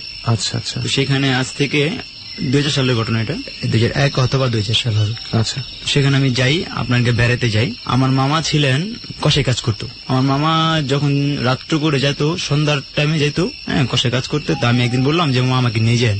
তখন যখন শীতকাল, তুই বলতে ঠিক আছে যাবি। তো আমি শহরতে গেছি, শখ করে নিয়ে যাবো। আচ্ছা, মামার সাথে চললাম। তো মামাদের গ্রাম থেকে যেতে হেঁটে, তো যেতে যেতে প্রায় 10-11টা বেজে যায়, 2-3 ঘন্টা লাগে হাঁটতে। তো গেলাম সেখানে, হাঁটা ছাড়া আর কোনো না, হাঁটা ছাড়া রাস্তা নেই, ওখানে বিদ্যুৎ নেই। আচ্ছা, চলে জেনারেটরে অনুষ্ঠান করা হয়। আর যেখানে যাব সেখানে একটা উরুষ হবে, তো সেখানে গরু কুরবানি দেওয়া হবে। তো সেখানে যাচ্ছে, গেলাম ভালো। ওখানে যাওয়ার পরে কাজ শেষ করে যখন চামড়া নিয়ে আমরা ব্যাক করবো, রাত্র 12টা থেকে নাগাদ 12:30 এরকম ঘটনা আর কি। আমরা ব্যাক করতেছি। প্রথমত যেখানটা আমরা গেলাম সেখানে একটা আম বাগান আছে, সেখানে যেতে হয়। আর আসার রাস্তা একটাই, এটাই রাস্তা, আর অন্য কোন বিকল্প রাস্তা নেই, ঠিক আছে। আর এখানে জমি জামা আছে, এখানে আম বাগান, বাম দিকে অনেক জমি জামা আছে। তো সেখানে আমরা আসতেছি, মামার মাথায় পিতে চামড়ার পোজাটা, আর আমার হাতে ছিল একটা চাপাটি আর একটা চাকু, আর একটা চামড়া দিয়ে বানানো একটা চামড়ার ব্যাগ ছিল, সেটা দিয়েছে আমার কোমরে রাখার জন্য। ঠিক আছে, আসার পথে যখন ওই আমবাগান আমরা আইসা পুষলাম, ওই মুহূর্তে হঠাৎ করে যেন কেউ আমাদেরকে ডাকতেছে পিছন থেকে। হ্যাঁ, আর ডাকতেছে ডাইরেক্টলি নাম ধরে ডাকতেছে, কিন্তু তারা ডাকে যখন স্পষ্টবাদী না, কথাটা যেমন বাজে, তো ডাকতেছে। তখন আমি মামাকে বললাম, মামা ডাকতেছি কে জানি আপনাকে। তো বলতেছি কেউ ডাকে না, তুমি হাঁটতে থাকো, তুমি কিছু পিছনে তাকাও না। তো আমি হাঁটতেছি, এমনি করে কিছুক্ষণ যাওয়ার পর আবার আমাকে ডাকতেছে এবং নাম ধরে ডাকতেছে। তখন আমাকে মামার বাড়িতে সবাই বলতো মানে হইরা বলে ডাক করতাম। আচ্ছা, তো ও ডাক করতেছে হইরা বলে আমাকে, মানে একদম আপন মানুষের ভূমিতে ডাকতেছে, কথাটা বাঁচতেছে। ডাকতেছে, আমি তো মানে প্রথমত ঘাবড়ে গেছি, পরে বলতেছি কি ডাকতেছে, তো মামা দাঁড়াও, দাঁড়াইস না, হাঁটতে থাক। আমি হাঁটতেছি, তো মানে রীতিমতো আমাদেরকে যেমন খুব রাগি কোনটা ডাকাডি কোনো রাগ, কোথায় দাঁড়াস না কেন, তোদের কিন্তু মেরে ফেলবো। তখন আমার মামা আবার চেতে গেল, আমার মামা হয়তো কিছু জানতো উনি, সেটা আমি জানি না। তো উনি বলছে তুই সামনে আয় না, তোকে মেরে ফেলবো, তুই আমাদের কেন ডিস্টার্ব করতেছিস, ডাকাডি করতেছিস। আর আমার মামারে বলতেছি তুই মাথা থেকে চামড়ার পোজাটা ফালা, আর নয়তো তোকে মেরে ফেলবো। ঠিক আছে, তা আমার মামায় চামড়ার পোজাটা মাথাটা ফালায় না, আর আমার বলতেছি তুই ওই যে একটা চামড়ার ভেগ বানিয়ে দিছে না, সেই ব্যাগটাতে ফালাই দে। আর সে ব্যাগটা আমার মামায় ফালানো, মানে যাতে না ফালে সেই জন্য আমাকে বারবার বলতেছি ব্যাগটা কিন্তু মামা ফালাই না। তো আমি হাঁটতেছি, আর মানে হাঁটতেছি ঠিকই, কিন্তু এরকম তকতিক হচ্ছে, কিন্তু আমি বাড়ির রাস্তা খুঁজে পেতেছি না, যে বাসায় যাবো। আসলে আমার রাস্তায় মানে ওই বাগান দিয়ে ঘুরতেছি, আম বাগান দিয়ে ঘুরতেছি অলরেডি। ঠিক আছে, এখন আম বাগান দিয়ে ঘুরতেছি, কিন্তু ওই সিজনে আম হয় কিনা জানি না, দেখতে গাছে আম পড়তেছে, মানে আমের লোভে আমি যেতেছি আম ধরতে। আমার মামা মারে ওই এক হাতে চামড়া, তো আর এক হাতে থাপায় ধরছে আমাকে। কিন্তু আম যে পড়তেছি, কিন্তু মাটিতে পড়তে দিতেছি, পরবর্তী দিতেছি নাই, কিন্তু রিয়েল ঘটনা। এখনো কিন্তু সে আমাদের সাথে তক্ক দিয়ে করতেছে, আমার মামার সাথে রাগাড়ি করতেছে। আর আমার বলতেছে যে তুই সামনে না, তোকে মেরে ফেলো, আমি পিছনে যাবো না, তোর যদি সাহস থাকে তুই সামনে, এরকম ভাবে তক্ক দিয়ে করতেছে। আর আমরা ঘুরতেছি অলরেডি, এরকম ঘুরতে ঘুরতে অনেক সময় পার হয়ে গেল আমাদেরকে, প্রায় যেমন গোড়া আজান দেওয়া হবে এরকম সময় হয়ে গেছে। তো ওই গ্রামেরই মানে ওই আমবাগানের পিছনে আর একটা মাজার ছিল, নাম হলো অবু পাগলার মাজার। ঠিক আছে, মানে লোকের সব চিন্তা, বছর একটা বাসরি পুরুষ হইতো, উনি খুব কামিলা লোক ছিলেন। তো ওনার বাড়ির কাছাকাছি আমরা সম্ভবত চলে গেছি, ওই মুহূর্তে নলেজ নেই, পরে জানতে পারলাম যখন আজান দিছে তখন আমাদের যেমন হুশ ফিরাইছে, মানে আমরা কোথায় আছি, তখন আমি ওইখানে গিয়ে আমরা মানে পড়ে গেছি, পড়ে গিয়ে অজ্ঞান হয়ে গেছি। তো ওইখানের যে লোকজন আছে সবাই আমাদেরকে আইসা দেখলো, দেখা বলতে প্রথম মতো মনে করছে ডাকাত, হাতে চাপাটি চাকুটুকু। পরে যখন দেখছি চামড়া টামড়া, তখন দেখছি যে ওই তো কষাই এক মারিস নেই, সবাই নিয়ে আসলো। তবে আমার মামারা কাউ সবাই চিনে। তখন ওই পাগলার যেই মাজার লোক থাকে, ওনারা আমাদেরকে ঝাড়পোছ করে মোটামুটি একটা সুস্থ শরীর করলো। ওই দিনকে আমরা সারা মানে যে সকাল হইলো, সারাদিন আমরা ওখান থেকে বাইরে যেতে পারিনি, শরীরে প্রচন্ড জ্বর ছিল, প্রচন্ড ছিল, ক্লান্তি ছিল, আমরা মানে উঠ মুদে আর ঠিক মতো কথা বলতে পারিনি। কথা বলতে মানে সব রকম বোধ শক্তি ঠিক মতন ছিল না। তখন আমাদের এলাকাতে লোকজন গেল, মানে মামা বাড়ি থেকে আমাদেরকে নিয়ে আসলো, বাড়িতে চলে গেলাম। ঝাড়াপুছ করা হলো এরকম ভাবে, মানে বললো যে আমার মামাকে পরিপূর্ণ ভাবে, ঠিক আছে, সে মানে দূরে ফেলাইছে। হ্যাঁ, আমি সুস্থ হয়ে গেছি, কিন্তু মামা সুস্থ হইতেছে না। তো আমাদের ওই গ্রামেরই মানে আরেকজন কবিরাজ ছিলেন, ওনার নাম ছিলেন সুভাষ, না বললি নয়, উনি এখনো মারা গেছে। খুব মানে ওনার খুব নামদার ছিলেন যে উনি যে কোনো ইয়ে হইলে সে তাড়াতাড়ি সুস্থ করে তুলতে পারে। আচ্ছা, তো উনি আমার মামাকে ধরলেন, ধরে বলতেছে যে ওই গ্রামে দেখছি যে কিছু হইলেছে না, কায়ঙ্গল ধরতো, মানে কায়ঙ্গল ধরে চিপ দিলে মানে কি চিকাপাকা করে, যদি কোনো আসর করে থাকে। ঠিক আছে, তুমি বলছে অনেকে ধরছে, খুব খারাপ জিনিস, তো ওকে আমি কিছু করতে পারবো না, আর আমিও কিছু করলে আমার ক্ষতি করে ফেলে। তো অনেক গ্রামের মানুষ জিনিস ওনার কারণে আকর্ষণ আকর্তি মিনতি করতেছে, যার 4-2-3টা পোলা, 2টা মেয়ে আর একটা ছেলে ছিল আমার, যদি সে মারা যায় তার কি অবস্থা হবে, তুই যেমন ওকে সুস্থ কর। সবাই মিলে আকর্তি মিনতি করার পরে সে অনেক কিছু করার চেষ্টা করলো, পানি পড়া দিল, তারপরে আমগুলি দিয়ে তাকে বসাইয়া অনেক কিছু করলো। তো একটা পর্যায়ে সে ভালো হইতেছে না 2-3 দিন যেতেছে এরকম, কিন্তু সে মানে তার ট্রিটমেন্ট চলতেছে এভাবে। তো একদিন করলো কি, সে মানে ভারী ভিত্তে বসে, মানে ওই যে লোকটা ভারী ভিত্তে বসে বলতেছে যে ওকে মুক্তি আমি দিতে পারি, ঠিক আছে, আমাকে এই দিতে, মানে জীবের বদলে জীব দিতে হবে, এরকম একটা ইয়া করলো আর কি। ভারে বসা মানে হচ্ছে ওই জিন নিজের উপর ভর করানো। উনি যে ভারে বসছে, উনি একটা ইয়ে করলো, যেমন জিনের সাথে একটা ইয়ে করলো, ডিল করলো যে আমি ওকে মানে মুক্তি দিতে পারি, আমাকে জীবের বদলে জীব দিতে হবে। কি দিতে হবে? একটা গরু দিতে হবে, কিংবা একটা ছাগল দিতে হবে, এরকম একটা কিছু সম্ভবত বলছে। তুমি বলছে এত কিছু দেওয়া সম্ভব না, তাকে 1 কেজি মিষ্টি দিয়ে দেবো, মানে অনেক যে কোনো কারণ বসে ওনারে অনেক বুঝিয়ে ওনারে মনে করেন কি মানাইছে। তারপরে মিষ্টি দেওয়ার ঘটনা নিয়ে ওই মিষ্টিটা কে যাবো দিতে, এরকম আমি, আমার মামা, আর মামা আছে, আমার দাদু ছিলেন খুব সাহসী, মানে গ্রামের দাদু, মানে আমার আপন দাদু না, গ্রামের দাদু। উনি বলছে আমি যাবো, আমি নিতে চাই না। তারপর আমি জোর জবরদস্তি ওনার সাথে গেছি গিয়ে আপনার চিতাশ্রম, যেখানে মানুষ পড়ানো হইতো, শ্মশান ছিল না কিন্তু চিতা ছিল, আর ওই গ্রামের শ্মশান বলতে কিছু ছিল না, এমনি বাসদা বানিয়ে সেখানে পড়তো মানুষ। তো সেই জায়গায় না দিতে হবে নিশিরাত্রে। তখন আনুমানিক কয়টা বাজে অতটা খেয়াল নেই, কিন্তু নিশিরাত্রে বলছে, মানে এটা হচ্ছে নিশিরাত্রে, মানে হচ্ছে একটা গভীর রাত, মিনিমাম 12টার পর। ঠিক আছে, তো নিশিরাত্রে ওনারা আমাকে বলছে যাইতে আমার দাদু যাবে, আমি যাবো, আর মামা যাবো, 3 জন যাবে আমার সাথে। ওই 3 জন যাবে না, যে কোনো 2 জন যেতে হবে, তাহলে 2 জন যাবি। তা আমি মামারে বললাম আপনি যান না, আমি যাবো, মানে আমার ইচ্ছে হলো আমি যাবো, ওইটা আমার মনে চাহিদা আর কি। আচ্ছা, তখন আমি আমার দাদুর সাথে গেলাম। যাওয়ার কিছুক্ষণ পরে ওখানে গিয়ে আগরবাতি মোমবাতি জ্বালাইয়া ওই মিস্ত্রিটা দিয়ে দেওয়ার পরে আমার দাদু কি জানি বসে বসে বলতেছে, মন্ত্র বলতেছে সম্ভবত, কিছু বলতেছে। ঠিক ওই সময় দেখলাম যে মোমবাতি গুলো নিভে গেল, আকাশ থেকে জানি কি আসলো, মানে জাস্ট দেখলাম ছেওয়াটা আসলো, আর কিছু না। তখন আমি আমার দাদুর ঠ্যাংটা ধরে চুপচাপ করে বসেছিলাম, মানে ভয় পেয়েছি প্রচন্ড। দাদুর ঠ্যাং ধরে আঁকড়ে ধরে বসে আছি যে না জানি কি হয়ে যায়। ঠিক আছে, আমি চুপ করে বসে আছি, দাদু বলছে কিচ্ছু বলেছে, চুপ থাক। ঠিক আছে, সে মানে চোখের বলাকে মিষ্টিও নাই, আর আপনাদেরকে মোমবাতি সব নিয়ে বেঁকে থাকে। তখন ওই ঝামেলা শেষ। তখন আমরা ওইখান থেকে ব্যাক করতেছি, বলছি পিছনে তাকাবি না। তখন আমি পিছনে তাকাই নিয়ে আমরা বাড়িতে এসে পড়ছি। আইসা দেখি আমার মামা পুরো সুস্থ, আমার মামা দিয়ে ভালো আছে, সকালবেলা দিয়ে কাজে কামে যেতেছে। এটা ছিল আমার নানা বাড়ির আমার জীবনে আরেকটা গল্প। ওইখান থেকে আমি আবার শহরে চলে আসতে পারলাম, আমাদের নারায়ণগঞ্জ চলে আসতে পারলাম, আমাদের বাড়ি নারায়ণগঞ্জে। আচ্ছা, এই ঘটনার পরে আমি ওদের রাখতে চাই না। তখন দুষ্ট ছিল, আমার হলে ছবি দেখতাম প্রচন্ড, দেখতাম নাইট শো, একদিনে 2 শো দেখতাম, 3 শো দেখতাম, এরকম ছিলাম। তো হলে নাইট শো ছবি দেখা বাসায় আসতেছি, তখন আমাদের এলাকাটা এতটা উন্নত ছিল না। ছিল নারায়ণগঞ্জ নিতাইগঞ্জ 2 নং কাছের গুল্লি, জমিদারি কাছের গুল্লি। আচ্ছা, ওই এলাকার মধ্যে আমাদের বাড়ি ছিল, স্থানীয় আমাদের ওখানে ছিল। তো ওইখানটা অত উন্নত ছিল না, এখানে ছিল জঙ্গল, ও পাশে ছিল পুকুর ছিল অনেকগুলো, আর দিন দুপুর বেলা মানুষ মেরে ফেলাইতো। এটা কত সালের ঘটনা? 2000 সালের আগের ঘটনা। আমি যেমন আপনাদের হল থেকে যেতে 15 মিনিট সময় লাগে, 12টা বাজে শু শেষ হয়েছে, এরকম টাইম আর কি। একা না 2-3 জন একসাথে যেতেছি। মানে যখন নিতাইগঞ্জের আপনার মেন টাউন আসছে, মোড় আসছে, যার জন্য ভাগ হয়ে গেছি বাসা চলে যাবো। আর আমি আমার বাবাকে খুব সিরিয়াসলি ভয় পেতাম, কারণ বাড়িতে এত রাত্রে গেলে হয়তো মারধর করবে, নয়তো বা বকাঝকা করবে।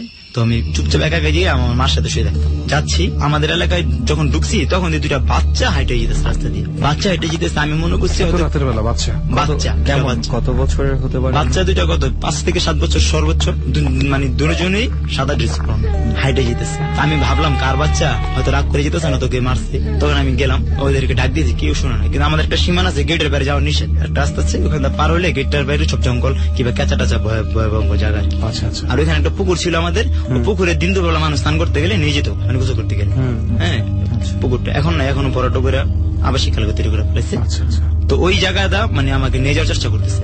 আমি ওই যেতেছি পিছিয়ে পিছিয়ে, আমি ডাক পাচ্ছি, শুনতেছি না। তো যখন আমি ওই গেটটার কাছাকাছি চলে গেলাম, তখন আমি আর মানে সেন্স করে আর যাবো না, গেলে যাবো না, গেলে না যাবো। তখন থাপ্পা দিচ্ছি, থাপ্পা দেওয়ার পরে মানে ওনারা ঠিক একই জায়গায় দাঁড়ানো আছে, বডিটা ঠিক আছে, জাস্ট মাথা না আমার দিক, 2জনের মাথা একসেন আমার শিখলো। আমার দিকগুলো রিয়েল ঘটনা, বাস্তব ঘটনা। আমার দিক যখন বললো, আমি একটা চিক্ষায় দিয়ে অগ্নি হয়ে গেছি। আমার আর কিছু মনে নেই, জাস্ট এটাই মনে আছে আমার, যে মাথাটা ঘুরছে আমার দিকে। হ্যাঁ, চিৎকার দিছি, হয়তো আমার বাসা লোকজন আইসা আমার চিৎকার শুনতে সম্ভবত আমার বিস্তিরেছে নিয়ে গেছে। তো পরের দিনকে সকালে আমার সব ঘটনা খুলে বললো। তো যখন ওই যে মাথাটা যখন ঘুরছে, ওইটাই আমার মনে আছে। ঠিক আছে, তো ওইটাই আমাদের নারায়ণগঞ্জের রিয়েল আমার জীবনের শহরের ঘটনা। মানে এই ঘটনাটা আর ওই রূপটা নাই, ওই এলাকার ওই রূপটা এখন নাই। এখন কেউ গেলেও এলাকায় কল্পনা করতে পারবে না একসময় হয়তো এরকম ছিল। আর একটা ঘটনা বলি, এরকম যে ওই এলাকার মধ্যে ওইখানে একটা গাছ ছিল, সেটা ছিল ইসা গাছ, কদম গাছ। এই গাছের ভিতরে ওই তান্ত্রিকে বসা সবাই একসাথে যুক্তি করিয়া এখানে প্যাক মেরে দেওয়া হয়েছিল, যেখানে আর কেউ আসতে পারবে না, মানে ভূত পেতের জন্য, যে যিনি হোক যেটার জন্য হোক আসতে না পারবো। ঠিক আছে, তখন এটা মারা হয়নি। যখন ঘটনা বলতেছিলাম, তখন ছিল ড্রেন ছিল, আর ওখানে ছিল কেঁচা। আর একটা সময় দেখা গেছে আমাদের এলাকায় এরকম ঘটনা ঘটছে যে ওই এলাকার এই বাড়িতে একটা মানুষ মারা যেতেছে ভূতের ভয়ে, আরেকজন থাপ্পা ধরতে গেছে, পড়ে যেতেছে, এরকম হস্ত লেগে গেছে আমাদের এলাকায়। মানে আপনার কথাটা আমি বুঝলাম না, মানে আমাদের এলাকার মধ্যে এরকম ঘটনা ঘটছে যে একজন মানুষকে মানে ভূতে আসর করছে, এটা অনেকে উপলব্ধি করতেছে যে ভূতে আসর করছে, উপলব্ধি করতেছে, তারা ধরতে গেছে। তারা ধরতে গিয়া 2-3 জনে ধরছে, এই 2-3 জনের মধ্যে একজন হঠাৎ করে অজ্ঞানে পড়ে যেতেছে। আচ্ছা, এরকম ঘটনা ঘটতেছে, পুরো এলাকার মানুষ আতঙ্কে ছিল। মানে ভয়।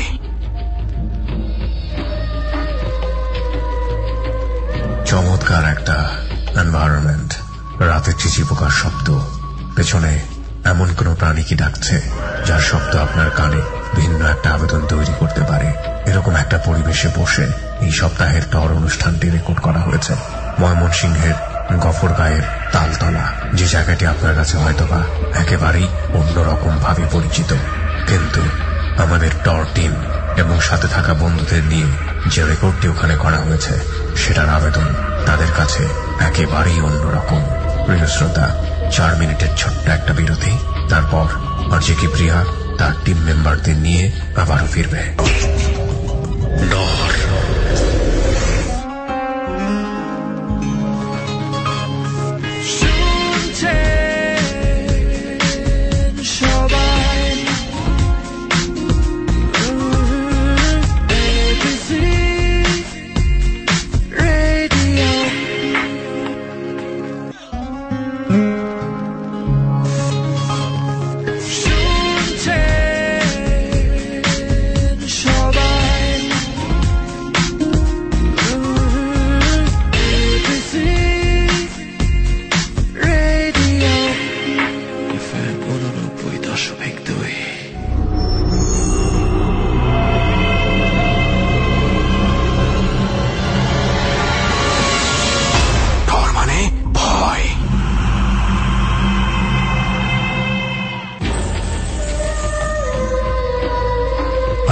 স্বাগত। আপনি শুনছেন দর ABC radio FM 89.2 A.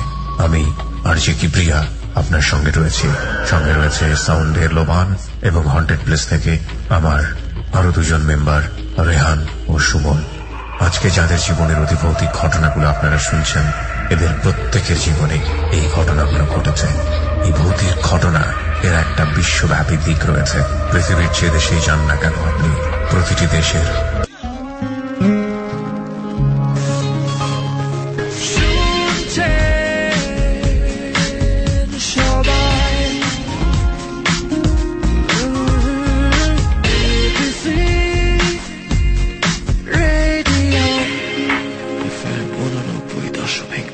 This track was downloaded from FusionBD.com.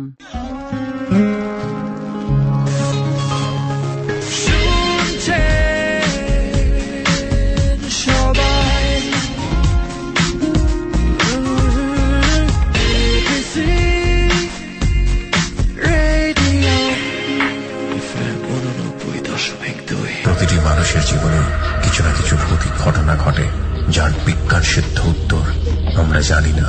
আমরা শুধু এটাই বলতে চাই, প্রিয় শ্রোতা, আপনার কাছে যা অনুভূত, যা দৃশ্যমান, তা যৌক্তিক, তা সত্য, কিন্তু তার বাইরেও অনেক বড় একটি জগৎ রয়েছে যা আপনার কাছে অনাবিষ্কৃত, যা আপনার কাছে অবিশ্বাস্য। এইটুকু যদি আপনি বিশ্বাস করেন, তাহলে ডরের প্রত্যেকটি ঘটনা আপনার কাছে দৃশ্যমান হবার সুযোগ রয়েছে। রাতের এই ঘুটঘুটে অন্ধকারে উপভোগ করুন ডর। আবার ফিরে যাচ্ছি সুমন ও রেহানের কাছে। ডর। তখন যেমন আমাদের কবিরাজ মিলে বৈশা এক সপ্তাহ নগর কীর্তন দেওয়া হয়েছে, যেমন নগর কীর্তন দেওয়া হয়, এক সপ্তাহ নগর কীর্তন দিয়া তখন ওই গাছের ভিতরে প্যারাক মারার পরে আমাদের এলাকাটা ঠিক হয়ে গেছে অনেকটা। ওই সময় ঠিক হয়ে গেছে, ঠিক আছে। আর এরপর থেকে আমার মানে ওইখানে আর কোনো ঘটনা ঘটেনি। অনেক ছোটবেলায় ঘটছে আপনার সাথে কিছু ঘটনা, বড় হওয়ার পরে অনেক কিছু ঘটছে। তো ওই যে সুমন সবসময় যেটা বলি যে যার সাথে ঘটে তার সাথে মনে হয় ঘটারই থাকে। এটার সবচেয়ে বড় বিষয় হচ্ছে আমার যেটা মনে হলো যে বাচ্চার ঘটনাটা লাস্ট যেটা শুনলাম, মানে হঠাৎ করেই মানে কখন কি মুহূর্তের মধ্যে ঘটে যায়। মানে যেমন আমরা আগে আমাদের শাম্মু ভাই এবং মেহেদি ভাইদের কথা শুনছিলাম, ওনারা যে অনেকটা মানে ওগুলোর পেছনে ঘুরতো, আর হঠাৎ করে কারো সঙ্গে হুটহাট হয়ে যাচ্ছে। রাইট, এটার মধ্যে ডিফারেন্স আছে। আর একটা ব্যাপার যেটা বলতে চাই সেটা হচ্ছে যে বাচ্চাদের ব্যাপারটা যখন আসে না, তখন কিন্তু ব্যাপারটা খুব বেশি ভয়ঙ্কর হয়ে যায়। আমার দুঃসম্পর্কের এক ভাইয়ের সাথে যে ঘটনা ঘটছিল তার কথা অনুযায়ী, সে রাত্রেবেলা গিয়েছিল কোন এক গ্রামে বিয়ে খেতে আর কি। তো সেইখানে অনেক বড় একটা বাংলো বাড়ি থাকে না আগের কালের জমিদারদের, তো এরকম বাংলো বাড়িতে প্রত্যেকজনকে আলাদা আলাদা রুম দিছে বিয়ে খেতে যারা যারা আসছে। 30-35টা ঘর আছে, দোতলায় 3তলা মিলায়। তো সে দোতলার কোনার ঘরে ছিল। তো গভীর রাত্রে সে প্রচন্ড কান্নার শব্দ পাচ্ছে। তো কান্নার শব্দ পাচ্ছে, ও ভাবছে যে এতগুলো ফ্যামিলি এখানে আছে, কোনো না কোনো একটা ছোট বাচ্চা কাঁদছে হয়তো বা। তো সে উঠে যখন বসে দেখে যে তার পাশে পালঙ্ক, তো তখনকার আমলের পালঙ্ক, ছোট একটা সিঁড়ি বেয়ে খাটে উঠতে হয় এই ধরনের ছিল আর কি। তো দেখা যায় পালঙ্কে ওঠার চেষ্টা করছে একটা ছোট্ট বাচ্চা। বাচ্চাটা একেবারেই নেকেড এবং সে ওঠার খুব চেষ্টা করছে কিন্তু পারতেছে না, কাঁদতেছে। তো তার মায়া লাগছে যে হয়তো কোনো রুম থেকে ক্রলিং করতে করতে বাচ্চাটা চলে আসছে, কোনো একটা ব্যাপার হবে। তো সে হচ্ছে বাচ্চাটার কান্না থামানোর জন্য যখন বাচ্চাটার হাত ধরে উঠায়, তখন হাতটা তার হাতে চলে আসে।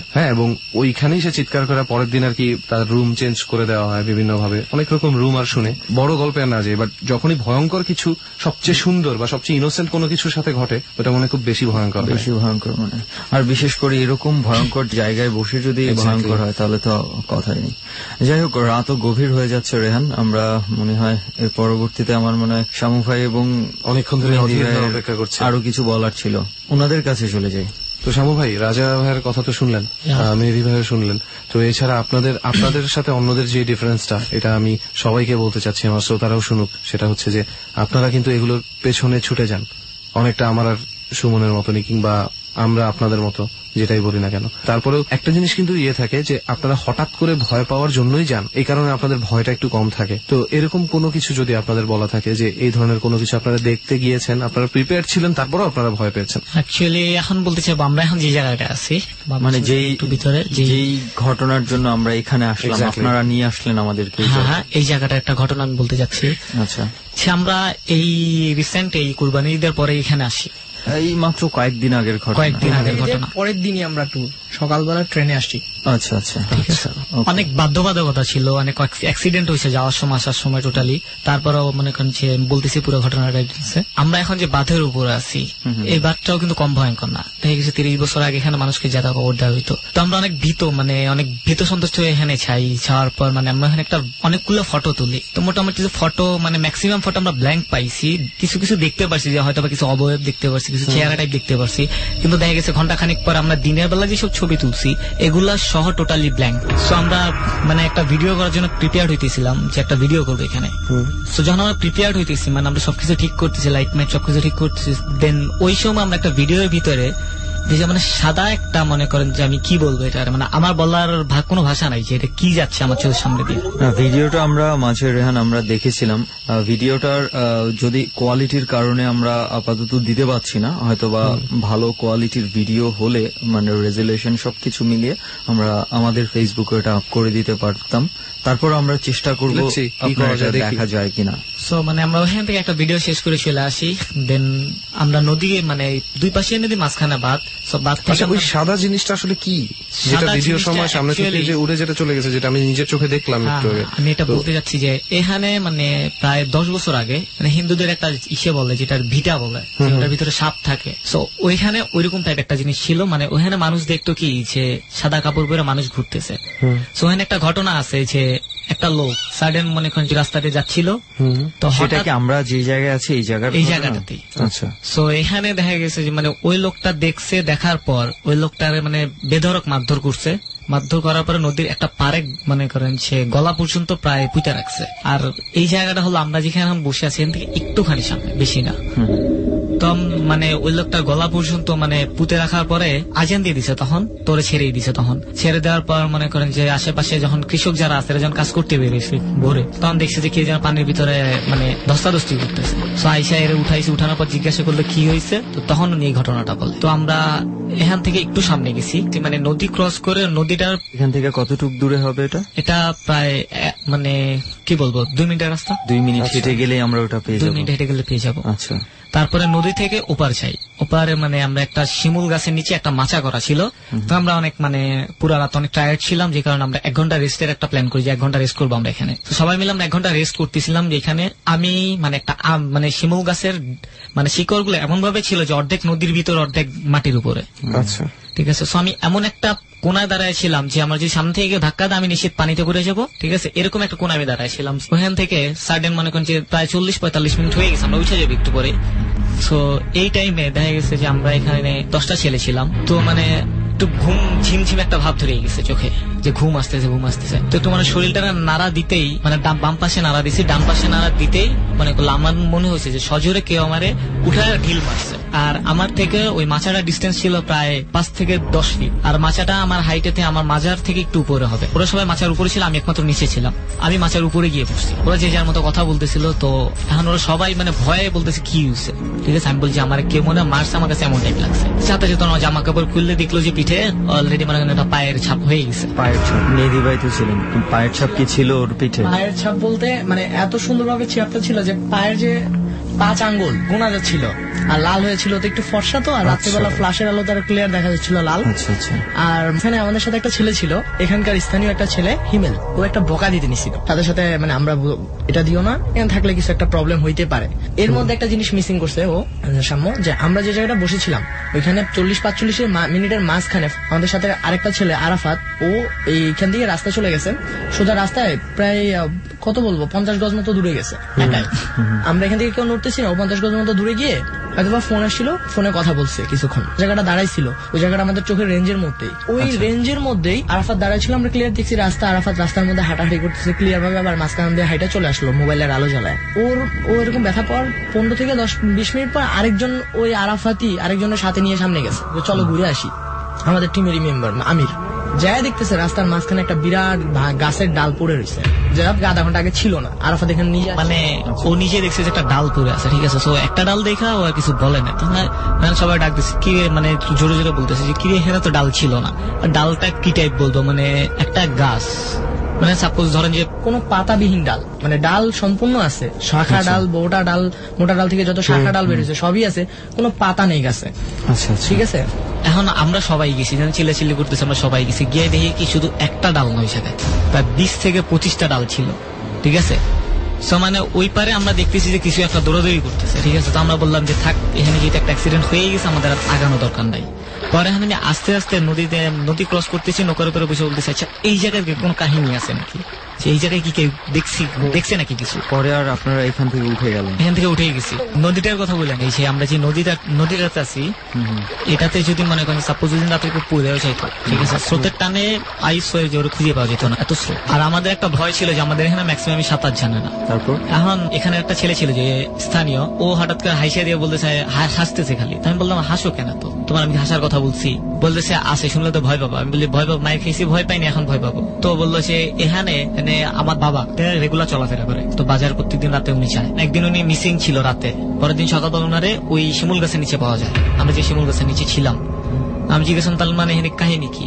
যে এখানে আমার বাবা যেটা দেখছে যে 5-6 জন মানুষ সবাই খাটিয়া ধরে আছে, আর খাটিয়ার ভিতরে একটা মরা লাশ, সবাই সাদা, আর খাটিয়াতে যে আছে এটাও সাদা, ঠিক আছে। মানে আমার বাবা যখন এদের ক্রস করে আসতেছিল, সবাই আমার বাবার বলছে দাঁড়া, ঠিক আছে। আমার বাবা দাঁড়াই, যে বলছে দাঁড়া, বাবা তাকাইতে না তাকাইতে মরাটা খাটিয়া থেকে উঠে দাঁড়ায় গেছে, সাথে সাথে হিমেলের বাবা সেন্সলেস। এই এলাকার যে ছেলেটা ছিল তার ম্যাক্সিমাম লোক এই রোড দিয়ে হাঁটার সময় রাত্রেবেলা, এটা তো একটা নদীর পার, নদীর পারে কি হয়, নৌকাটা যদি উপাশে থাকে তাহলে এক জায়গায় তো লোকজন দাঁড়াবে, ওই মাচাটার ওইখানে যদি বসে, বা হঠাৎ করে অনেকে হয় কি নদীর ওই পার থেকে আসে রাত্রেবেলা একাই, নৌকা তো সবকিছু পড়ে থাকে, ওই পার থেকে এবারে আসছে, এসে উঠছে, পুরাই খালি জনবসতি এলাকা নাই কোনো। উঠার পরে দেখবি কি উঠেই নিচু থেকে উপরে উঠেই খেয়াল করছে যে একটা খাটিয়া পড়ে রয়েছে, একটা বুড়ি, একটা মোমবাতি লাশ আছে একটা খাটিয়ার মধ্যে, দাফ একদম কমপ্লিট সবকিছু, কাফনের কাপড় বাঁধা, সে শুয়ে রয়েছে, মাথার কাছে একটা মোমবাতি, বুড়ি বসে বসে কাঁদতেছে। যারাই দেখছে তারা ওইটা দেখার সাথে সাথে এখানে ওই রোডে এই জিনিসটা মোস্ট পপুলার জিনিস, যে এখানে খাটিয়া সহকারে লাশ দেখা যায়। আর আরেকটা কথা ভাই যেটা না বললেই না, এটা হলো যে এখানকার মুরব্বী থেকে শুরু করে ইয়াং জেনারেশন, মানে এরা পর্যন্ত সন্ধ্যার পরে ঘর থেকে বেরোয়ার চিন্তা ভাবনা করে না। এইখানটাতে তো মনে হয় আসেই না একেবারে, এখানে তো আসেই না, মানে এটা শ্মশানঘাট ওটা মানে মোস্ট পপুলার। সেই 11:30, 12টা, 12:30 থেকে আছি, কোনো মানুষ কিছুই দেখি না আশেপাশে। আচ্ছা যাই হোক, তারপর কি হলো? তারপর বলতে মানে আমরা ফার্স্টে ডাউট করছিলাম যে হয়তো বা মানে অন্যান্য মানে দেখা গেছে সবাই মুখে কিংবা মানে মুখে বলতেছে যে এই জায়গাটা ভয়ঙ্কর, আমরা ভয় পাই, মানে আমরা চিন্তা করছিলাম চিন্তা ভাবনা থেকে এগুলো হয় মানুষের। একজন বেরোবে না, 2 জন বেরোবে, গ্রাম শুদ্ধ মানুষ তো বেরোবে না, এটা তো কোনো কথা না। আমরা প্রায় মানে 2-3টা বাড়িতে যাই, সে আসলে জিজ্ঞাসা করি আন্টি আপনাদের এলাকাটার মানে কি কোনো সমস্যা আছে ভৌতিক। আমরা জাস্ট নর্মালি গেছি যে আমরা লাইক মনে করেন যে মেহমান সেখানে ঘুরতে। সো মহিলা বলে যে বাবা তোমার কি বলবো, আমি পারলে এই এলাকা থেকে দূরে যেতে পারলে পাচ্ছি, ঠিক আছে, সন্ধ্যার পরে ঘর থেকে বেরোতে পারি না। মানে ওই আমরা আরেকটা জিনিস থেকে মানে ভীষণভাবে আশ্চর্য হয়েছি, ওই মহিলার একটা মেয়ে আছে, 17 থেকে 18 বছর হবে বয়স, ঠিক আছে, মেয়েটা পুরো প্রতিবন্ধী। তাই আমি জিজ্ঞাসা করলাম যে মানে একটু ইসে করে জিজ্ঞাসা করলাম যে আন্টি প্রতিবন্ধী নাকি? তুমি বললে যে হ্যাঁ বাবা প্রতিবন্ধী, জন্ম থেকে? বলছে না। আমি বলি তাহলে? বলে যে মানে উনি আর একটা কাহিনী শোনাল যে সন্ধ্যার পরে মানে ঠিক সন্ধ্যার আজান দিতেছে, তাতে 1 থেকে 2 ঘন্টা পরে নাকি ওই মেয়ে বারান্দায় ছিল ওনাদের ঘরে, তো বারান্দায় ছিল, মেয়ে নাকি দেখতেছে, মানে সবাই দেখতেছে যে বাইরে প্রচন্ড তুফান হইতেছে, মানে গাছ টাছ বাড়ির উপর ভেঙে পড়তেছে, আর মেয়েটা বারান্দায় ছিল, তখন বারান্দায় ছিল। তারপরের দিন মানে ওখানে মেয়ে সেন্সলেস, পরের দিন সকালবেলা মেয়ে পুরা প্যারালাইজ, কথাও বলতে পারতেছে না, শুধু তাকায় থাকার ক্ষমতাটা আছে, আর কিছুই না। আর মনে করেন যে এখানে মানে সন্ধ্যার পর কেউ বাজারে যায় না। এটা আমরা একটু গেস করছিলাম, আমরা যখন আসতেছিলাম তখন আমাদের এই এলাকাটা দেখে মনে হলো যে এরকমই একটা কিছু হবে। আর এটা সত্যি কথা, এই ভাই যেটা বলছি একটু আগে, শামু ভাই যেটা বললো, মেহেদী ভাই যেটা বললো, এরকম ম্যাস পিপল একসাথে ভয় পাওয়াটা কিন্তু আসলে রাইট। হ্যাঁ, অবাক ব্যাপার। হয়তো কিছু মানুষের মধ্যে ব্যক্তি মানুষের কয়েকজন এমনিতেই ভীতু থাকতে পারে, বাট আর কিছু না হোক, প্রত্যেকটা এলাকায় 1-2 স্পেশালি এরকম এলাকায় 1-2 নাম করা সাহসী মানুষ থাকি, যে ওনারা কখনো ভয় পায় না, ওনারা খুব যায় এখানে, বাকিরা যায় না। হ্যাঁ হ্যাঁ, এটা ঠিক আছে। আমরা এখন সেই জায়গার মধ্যে আছি, চিন্তা করছিস। আমার মনে হয় মানে আমরা একটু দ্রুত করলে বেশ ভালো হয়, মানে আমার মনে হচ্ছে এখানে খুব বেশি সময় থাকা ঠিক হবে না। আচ্ছা তারপর কি হলো মেহেদী ভাই?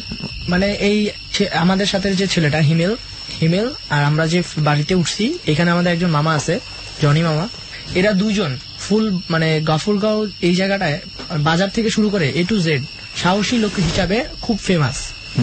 এই হিমেলের ফেভারিট জায়গা হলো মাছের জায়গা, নদীর পারে মাছ ধরে অনেকেই দেখছি বেড়া টাড়া দিয়ে, আমি দেখি নাই, প্রথম দেখছি এবার এখানে ওই নদীর পারে বেড়া দিয়ে যে মাছ ধরে, ওই জায়গায় ও সারা রাত থাকতে পছন্দ করে, যে জায়গাগুলোটা অনেক হন্টেড। আবার মামার মুখ থেকে একটা শোনা কথা, মামার মতো ফ্রেন্ড সার্কেল একই এজের ছিল। একটা ছেলে, তার বাড়ির সামনে একটা পুকুর ছিল, রাস্তার এপার ওপার। পুকুরটা পাহারা দিত, কই মাছ চাষ করতো, তাই পাহারা দিত পার রাত্রেবেলা। পুকুরের সাইড দিয়ে যে তাল গাছ, বিভিন্ন ধরনের গাছ মানে একটু পরপর লাগানো থাকে, ওইরকম তাল গাছ লাগানো ছিল। বেশি বড় না, আমাদের হাইট থেকে 2-1 ফিট বড় হবে।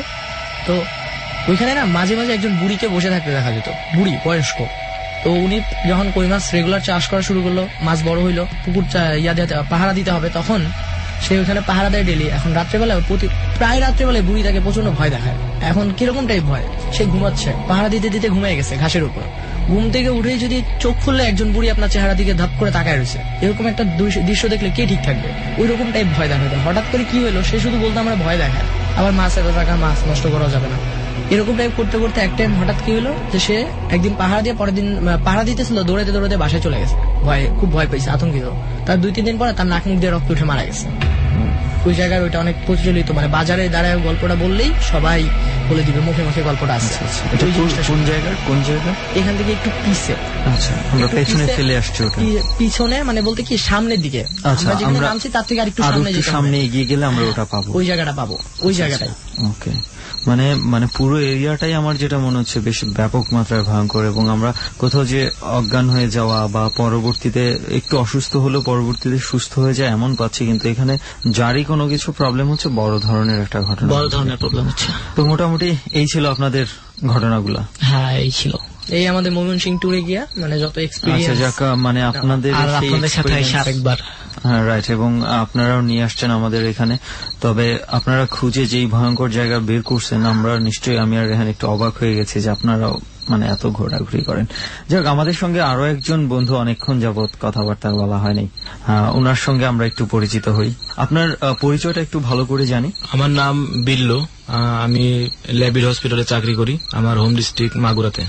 আচ্ছা আচ্ছা, মাগুরা জেলার শ্রীপুর থানার একদম লাস্ট বর্ডারে আর কি বাড়িটা। বাড়িটা এমন এক জায়গায় যে গোরাই নদী আমাদের বাড়ির, একদম গোরাই নদীর পারে আমাদের বাড়িটা। গোরাই নদীর ভিত্তিক আমি যে গল্পটা বলবো, এটা নদীরই একটা আমার অন্তত ভয়ঙ্কর একটা গল্প আর কি। আচ্ছা, আমার ঘটনাটা হচ্ছে গোরাই নদীর পারে আমাদের বাড়িটা। ইনফ্যাক্ট আমার বাসা অন্য একটা নদীর পারে, আমার গ্রামের বাড়ি। আচ্ছা, তো নদীর পারে আমাদের বাড়িটা একদমই নদীর সাথে, সামনে নদীর মানে ঘাট, যেখানে মানুষ পারাপার হয়, নৌকা পারাপার হয়। আচ্ছা আচ্ছা, তো খেয়াঘাট বলে যেটা, হ্যাঁ খেয়াঘাট। তো আমি তখন আমার বয়স 10-11 বছর এরকম, 5 বা 6 এরকম সম্ভবত আমি পড়ালেখা করি। তো রাত্রে 8টার পরে আমাদের ওই খেয়াঘাটটা বন্ধ হয়ে যায়। খেয়াঘাটটা বন্ধ হয়ে যায়, বন্ধ হওয়ার পরে তারপরে অনেক সময় 2-1 অনেক রাত করে পার হয় আর কি। পার হওয়ার জন্য তারা কি করে, নদীর উপর থেকে ডাকাডাকি শুরু করে যে আমাকে পার করে নিয়ে যান, এইভাবে বলে। কিন্তু যারা খেয়ার মালিক এরা তো ঘুমিয়ে থাকে, এরা তো সাধারণত রাতে আর 8টার পরে কারোর পার করতে চায় না, লোকজন অনেকক্ষণ দাঁড়িয়ে থাকে। তো আমি একদিন কি করলাম, হঠাৎ আমি তখন জেগে আছি, একদম নদীর পারে বাড়ি, আমাদের বাড়ির পার হয়ে তারপরে খেয়ার মালিক যারা তাদের বাড়ি, মানে আমাদের বাড়িটা একদম এক ফার্স্ট, আমাদের বাড়ি থেকে 1 হাত পরে আর নদীটা একদম কোল ঘেসে, মানে ভাঙ্গন এলাকা তো, মানে পার ভাঙ্গে আমরা আস্তে আস্তে বাড়িটা পিছনে নিয়ে যাই এইভাবে আর কি। তো ওই দিন রাত্রে আমি পাশের বাড়ি আমার এক বন্ধু আছে, ওর নাম হলো একান্ত বিশ্বাস। তো ওকে বললাম যে ওই দিন ছিল খুব জ্যোৎস্না রাত, একদম ফুটফুটে জ্যোৎস্না রাত, ভয় টয় করতেছে না, এলাকাতেই তো আমাদের সবকিছু। মানে ভয়, অদ্ভুত ভুতুরে একটি ছবি ফেসবুকে চলছে, যে ছবিটির সাথে আজকের ডরের কোন একটি ঘটনার অদ্ভুত সাদৃশ্য রয়েছে। আপনারা চাইলে দেখতে পারেন। ফেসবুকের ঠিকানাটি নিশ্চয়ই মনে আছে, facebook.com/ABC Radio FM 89.2। আমি আবারও বলছি, facebook.com/ABC Radio FM 89.2। প্রিয় শ্রোতা, ঠিক রাত 1টায় ফিরব। রাত 1টা মানেই হচ্ছে ডরের গভীরতা আরো বেশি। ফোন করতে পারেন আমাদেরকে ডর সম্পর্কে জানাতে এবং একই সাথে ডরে যোগ দিয়ে আপনার জীবনের ভৌতিক অভিজ্ঞতাগুলো বলতে। আমাদের নাম্বারটি হচ্ছে 09613892 আমি আবারও বলছি 09613892 ফিরে আসছি ঠিক রাত 1টায়। ডর।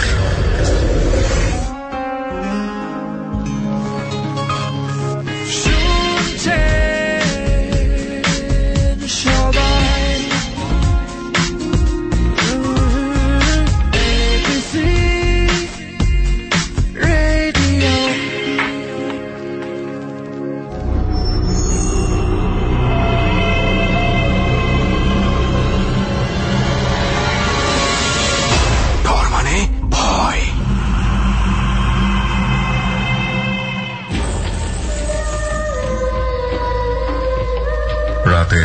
যে গভীরতায় আমরা এখন প্রবেশ করেছি, আবেদনটা কিন্তু এক এক জায়গায় এক এক রকম। এই সময়টাতে শহরে কোনো কোনো জায়গায় তিন পতন নীরবতা, রাস্তায় টুকটাক গাড়ি চলছে, সাই সাই করে চলে যাচ্ছে গাড়ি। বোবা ল্যাম্পপোস্টটা চমৎকার ভাবে হেসে রাস্তায় আলো দিচ্ছে, ফুটপাতে কিছু মানুষ ঘুমোচ্ছে। কিন্তু গ্রামে একেবারে শুনশান ভৌতিক একটি নীরবতা। এই নীরবতা এতটাই প্রখর যে এরও একটা আলাদা শব্দ কানে ভেসে আসে। যাদের গ্রামে থাকার অভিজ্ঞতা হয়েছে কিংবা যারা গ্রাম থেকে ডরের রেসিপি মেনে শুনছেন, তারা ঠিক কি অনুভূতির মধ্যে আছেন সেটা বলাই বাহুল্য। আমরা আবারও ফিরতে চাই ডরে। আপনার এই অনুভূতিটা, আপনার ভৌতিক অনুভূতিগুলো আগামী সপ্তাহের ডরে বলতে চাইলে আমাদেরকে ফোন করুন 09613892892 এই নাম্বারে। আবারও বলছি 09613892892 এই নাম্বারে। ফিরে যাচ্ছি গল্পের যে জায়গায় আমরা বিরতি টেনেছিলাম, ঠিক সেই জায়গায়। ডর। আপনি যেহেতু কথাটা বললেন যে ভয়টাই করতেছে না, তো আমি এর মাঝখানে আপনাকে একটা প্রশ্ন করে রাখি। আপনি কি বিশ্বাস করেন ভয় ভূতে?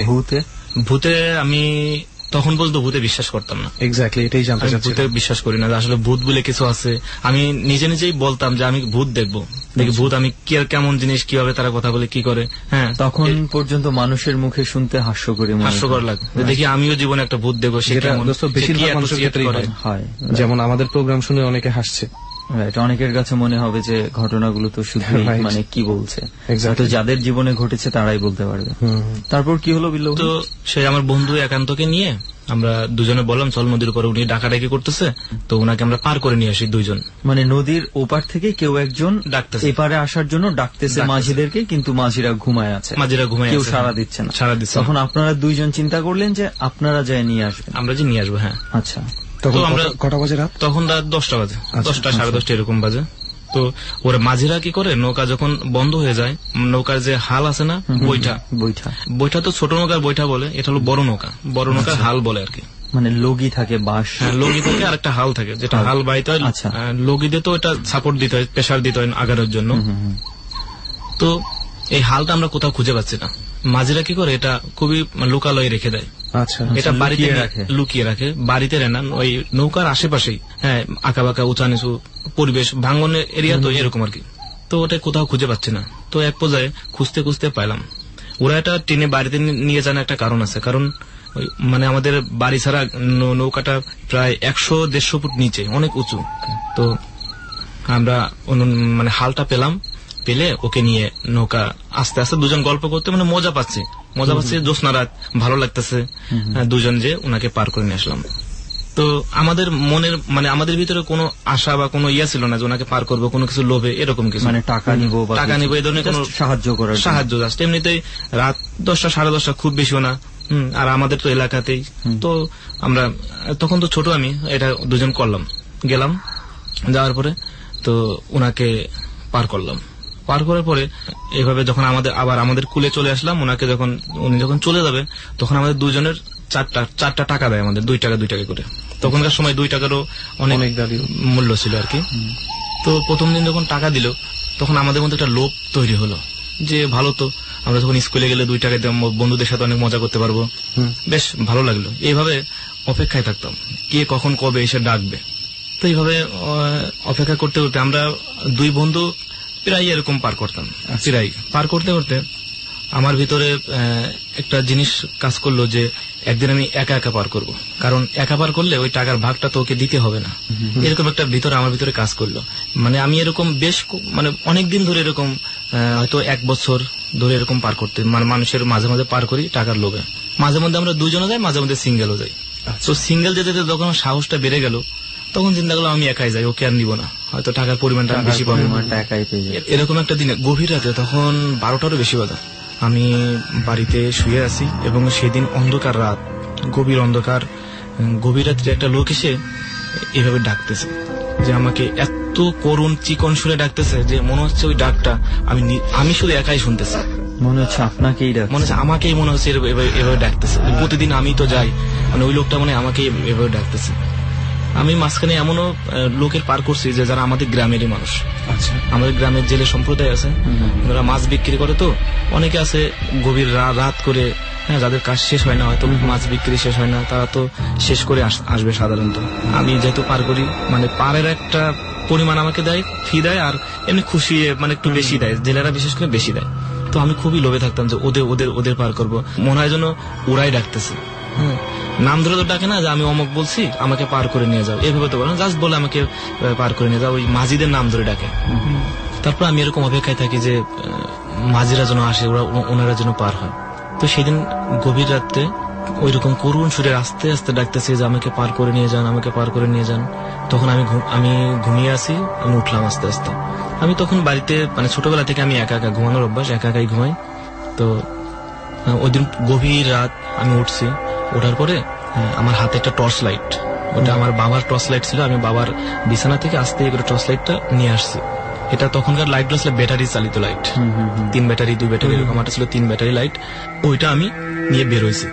বের হয়ে আমাদের বাড়ি থেকে সেই যে গভীর নিচে আস্তে আস্তে আস্তে আস্তে নামছি, এমনই যে রাত্রে মানে কিছু মাটি ধরে ধরে আস্তে আস্তে আস্তে আস্তে নামছি, যাতে কেউ সব টের না পায় হয়তো আমি যাচ্ছি। হ্যাঁ, এরকম গভীর রাত, আর সামনে তো এত অন্ধকার, কিছু দেখা যাচ্ছে না। মাঝে মধ্যে আমি লাইট মারতেছি, খুবই ঘন ঘন লাইট মারতেছি না যে কেউ আমাকে দেখে ফেলবে। মানে এত চুপচাপ যাচ্ছি। এখন ওই নদীর নিচে গেছি, নিচে যাওয়ার পরে নৌকায় উঠছি। নৌকায় তো হাল নাই, ওই দিন আমি হাল আর কোথাও খুঁজে পাই না। এখন হাল যে খুঁজতে যাবো, এটাও একটা আমার মানে ভিতরে একটু ভয় ভয় কাজ করতেছে। এত রাত্রে তুই বিভিন্ন জায়গায় ওই ইয়াটা খুঁজতেছি, কিন্তু অনুপার থেকে আমাকে ডাকতেছে যে তাড়াতাড়ি আসেন, তাড়াতাড়ি আসেন। মানে এত চিকন সুরে ডাকতেছে, মানে কণ্ঠটা খুবই ভালো লাগতেছে, মায়াকাড়া একটা মায়াবী মানে সুরে। পুরুষ কণ্ঠ, হ্যাঁ পুরুষ কণ্ঠ, কিন্তু মনে হচ্ছে যে উনি আমাকেই ডাকতেছে, আর কেউ এই শব্দ শুনতে পাচ্ছে না। আমার কাছে এরকম ভিতরে কাজ করতেছে, খুব ভালো লাগতেছে। তো আমিও মাঝে মধ্যে বলতেছি যে একটু অপেক্ষা করেন, আমি তো হাল খুঁজতেছি, আমি হাল পেলে আপনাকে নিয়ে যাচ্ছি, আপনি অপেক্ষা করেন। তারপরে হাল তো খুঁজে খুঁজে কোথাও পেলাম, পাওয়ার পরে হালটা যে লাগালাম, লাগানোর পরে আস্তে আস্তে আস্তে আস্তে নৌকা বাজছে এবং ওনার দিকে লাইট মারতেছি, লাইট মারতেছি। তো যখন আমি মানে নদীর অর্ধেক, তখন থেকে আমি লাইট মারা শুরু করছি। তো মাঝে কিছুক্ষণ পর পর মানে নৌকার ঘাটটা কোন দিকে, এটা তো অন্ধকার, আমি চিনবো না লাইট না মারলে। তো সেটা চেনার জন্য, দিক নির্দেশনা পাওয়ার জন্য লাইট মারতেছি, কিন্তু লাইটটা ওনার সামনে যে মাঝে মধ্যে পড়তেছে।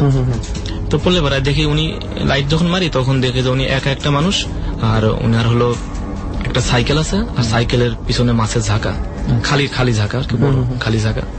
তো উনি কিছুক্ষণ পর বলতেছে যে ভাতিজা লাইট মারা লাগবে না, তুমি তো আসতেছো, আমি তো আসি, লাইট মারা লাগবে না, তুমি চলে এসো, তাড়াতাড়ি এসো, তাড়াতাড়ি এসো, এরকম করতেছে।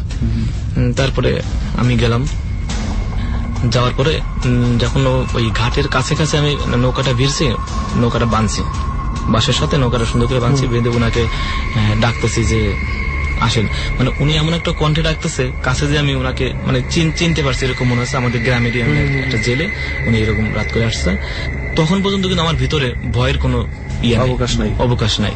আমার মানে পূর্ব অভিজ্ঞতা আছে, আমি অনেকবার আসছি, কোনো ব্যাপার না, এবং ভুতুরে কোনো কিছু আপনার জন্য এটা স্বাভাবিক, একদমই স্বাভাবিক, কোনো কিছু ভিতরে কাজ করতেছে না। কারণ অস্বাভাবিক যদি লাগতো তাহলে তো আমি কখনোই আসতে পারতাম না। Very true thing to say. এটা কিন্তু আসলে খুব সত্যি একটা কথা। বেশিরভাগ ঘটনা কিন্তু এই জন্যই ঘটে, হ্যাঁ, কারণ আমাদের মনে ভয় না থাকা পর্যন্ত কিন্তু আমরা ভয় পাই না। এবং যেটা এখন হয়তো অনেকে শুনতে ভাবতেছে যে এত রাত্রেবেলা একটা ছেলে 7-8 পড়ে বা ক্লাস 6-7 পড়ে, ওর কি এত সাহস আছে নাকি? তো সাহসটা কিন্তু থাকে, অ্যাকচুয়ালি সাহসটা থাকে। তার নিজের এলাকা, নিজের পাশের বাড়ির পাশে সে অনেকবার করেছে, 1-1.5 বছর ধরে যাওয়া আসা করতেছে। তো আশেপাশের একটু দূরে, কিছু দূরে কিছু কিছু ছোট ছোট নৌকা দেখা যাচ্ছে যে তারা মাছ ধরতেছে, একটু দূরে দূরে দেখা যাচ্ছে ছোট ছোট আলো জ্বলতেছে, মাছ ধরতেছে। কিছু আমি শব্দও পাচ্ছি যে তারা কথা বলতেছে, মাছ ধরতেছে, বেশ একটু দূরে আর কি। তো নৌকা বাঁধার পরে নৌকা থেকে আমি নামতেছি না, নৌকা থেকে নামে ওনাকে ডাকতেছি যে আঙ্কেল আসেন। মানে আপনি ঘাটে নৌকা ভিড়ে ওনাকে ডাকতেছি, কিন্তু উনি যখন যাই নদীর মাঝামাঝি অবস্থানে যখন লাইট মারি, উনাকে দেখছি আমি একদম নৌকার ওই মানে ঘাটের যে পাড়টা আছে না, চড়াট বলে, যেটা পাহাড়ে নৌকাতে উঠতে হয়, ওটাকে চড়াট বলে আমাদের গ্রামের ভাষায়। উনি চড়াটের পাশেই, মানে বাঁশের চড়াটের পাশেই উনি দাঁড়িয়ে আছে, সাইকেলটার উপরে উনি নদীর পাশে পানির কাছে কাছে দাঁড়িয়ে আছে। আমি নৌকাটা বাঁধার পরে উনি ওই স্থানটা পরিবর্তন করলো, কিছু দূর সাইডে পানির কিনারায় আছে, কিছুটা সাইডে চলে গেল, সাইডে যে সাইকেল ধুচ্ছে, তা বলতেছে যে এই তো ধোয়া শেষ হয়ে গেছে, তুমি আসো সামনে এসে আমাকে নিয়ে যাও, সাইকেলটা ধরো, এভাবে বলতেছে। তো তখন আমি দেখি যে উনি সাইকেলটা যখন ধুচ্ছে ওনার হাতে কোনো পানির কোনো স্পর্শ নাই, অথচ পানির যে একটা শব্দ, আমি শব্দটা কিন্তু পাচ্ছি। এবং লাইট মারতেছি যে আঙ্কেল হয়ে গেছে, আসেন আসেন। উনি তখনও আমাকে ধমক দেয় যে তুমি বারবার লাইট মারো কেন, আমি তো শেষ হলে তো আসতেছি, একটু অপেক্ষা করো না, তুমি আসো না, এসে আমাকে নিয়ে যাও। তারপরে আমি তখন নৌকা থেকে নামলাম, নৌকা থেকে নেমে ওনার দিকে আগাচ্ছে আস্তে আস্তে, যে ওনাকে আমি নিয়ে যাই সাইকেলটা ধরিয়া। ভালো লাগতেছে যে ওনাকে সার্ভিস দিই, টাকা তো পাবোই আমি। আমি যতটুকু আগাই ঠিক সে ততটুকু পিছনে চলে যায়, অটোমেটিকলি দেখা যাচ্ছে সাইকেলও এবং উনি নিজেও। তো আমি চিন্তা করলাম কি উনি এরকম করে কেন। তখন পর্যন্ত আমার ভিতরে কিন্তু কোনো ভয়ের কোনো কাজ করতেছে না। আমি এরকম বেশ কিছু দূর আগাইছি, হয়তো 30-40 হাত পর্যন্ত আগাই গেছে তার দিকে, সে ওরকম পিছিয়ে যাচ্ছে। তারপর সেই লোকটার আকৃতি ছিল এরকম যে সাদা একটা, একদম ফুটফুটে সাদা না, ডিপ মিডিয়াম ডিপ আর কি, সাদা অফ হোয়াইট টাইপের, হ্যাঁ বোরকা যেরকম একদম লং ড্রেস আর কি, একদম মাথা থেকে পা পর্যন্ত খেলা টাইপের, হ্যাঁ এরকম টাইপের একদম লং ড্রেস পরে আছে, জুব্বা টাইপের আর কি পরে আছে, কিন্তু ওনার চেহারাটা দেখা যাচ্ছে না। কিন্তু এমনি বডিটা আমি দেখতে পাচ্ছি, কিন্তু পুরো চেহারাটা আমি দেখতে পাচ্ছি না। তো লাইট মারার পর দেখি উনি সাইকেল থেকে একটু দূরে, হ্যাঁ সাইকেল থেকে একটু দূরে, অথচ পানির শব্দ হচ্ছে, উনি পানি ধরতেছে কিন্তু উনি কোনো পানির কোনো স্পর্শ নেই। এরকম আস্তে আস্তে উনি যখন পিছিয়ে যায়, আমি তখন হঠাৎ এক পর্যায়ে ওনাকে বলতেছি কাকা আপনি পিছনে চলে যান কেন, আর তো এখন তো অনেক রাত, আর তো কেউ আসবে না, আসে না, আমরা চলে যাই। এরকম করতে করতে উনি বলতেছে তুমি আরেকটু আগাও, সামনে আসো, আরেকটু সামনে আসো, মানে এরকম করতে করতে আমাকে কেমন যেন নিয়ে যাচ্ছে।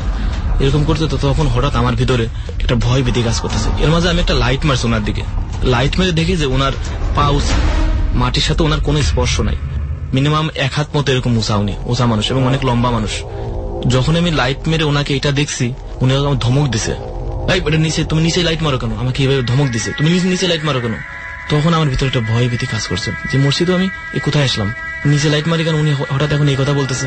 তখন আমার ভিতরে ভয় কাজ করছে, মসজিদে আমি একা, ওই ঘাটের মধ্যে কেউ নাই, ঘাটের মধ্যে কেউ নাই, অনেক দূরে দূরে লোক 2-1 মাছ ধরতেছে এরকম দেখা যাচ্ছে, এমনকি চাঁদ পর্যন্ত নাই, চাঁদ পর্যন্ত নেই, বিশাল চর। আচ্ছা তারপর উনি আমাকে ধমক দিল যে তুমি নিচেই লাইট মারো না, তুমি সামনে এসে আমাকে সাইকেল ধরো, আমি হেঁটে যাচ্ছি। এরকম করতে করতে আমার তো হঠাৎ ভয় ভিতরে কাজ করলো যে ওনার পাও চাই তো ভূত। আমি তখন কি করব, ভয়ে আমার শরীর কাঁপতেছে, মানে কোনো কথা আমার মুখের মধ্যে বেরোচ্ছে না, হাত কাঁপতেছে, হাত কাঁপতে কাঁপতে এবার এদিকে উনি যখন ধমক দিল না, ধমক দেওয়ার পর থেকে আমার লাইটটা ডিস্টার্ব দেওয়া শুরু করলো। লাইট মারি, লাইটের আলো জ্বলে না, বিশাল অন্ধকার, চারপাশে কোন দিক তাকাবো আমি। আমার কাছে এমন মনে হচ্ছে যে নৌকাটা কোন জায়গা বান্ধিছি, যে ঘাটটা আমার ভিতরে কাজ করতেছে না, কোন দিকে যাবো। লাইট ডিস্টার্ব, তাড়াতাড়ি লাইটের পিছনে যে ইয়াটা আছে না, পাঁচটা খুলে ব্যাটারি একটু ধাক্কা দিলাম, লাইট জ্বলে বন্ধ হয়ে যায়, মানে এক কথায় ডিস্টার্ব দিচ্ছে আর কি। তখন আমার ভিতরে আরো ভয়ভীতি কাজ, মানে শরীরটা একদম পশম আমার খারাই গেছে, আর কোন দিক নির্দেশনা আমার ঠিক নাই। এই অবস্থায় আমি মানে একটু ভয়ে পিছাচ্ছি আর কি, একটু ভয়ে পিছাতে উনি তখন আমারে বলে এই বেটা পেছাস কেন, দাঁড়া, এইটা বলে আমারে উনি তাড়া দিছে আর কি। তাড়া দিলে আমি তো পুরা আপনার দিকে দৌড়ানো শুরু করছে, আমার দিকে দৌড়ানো শুরু করছে।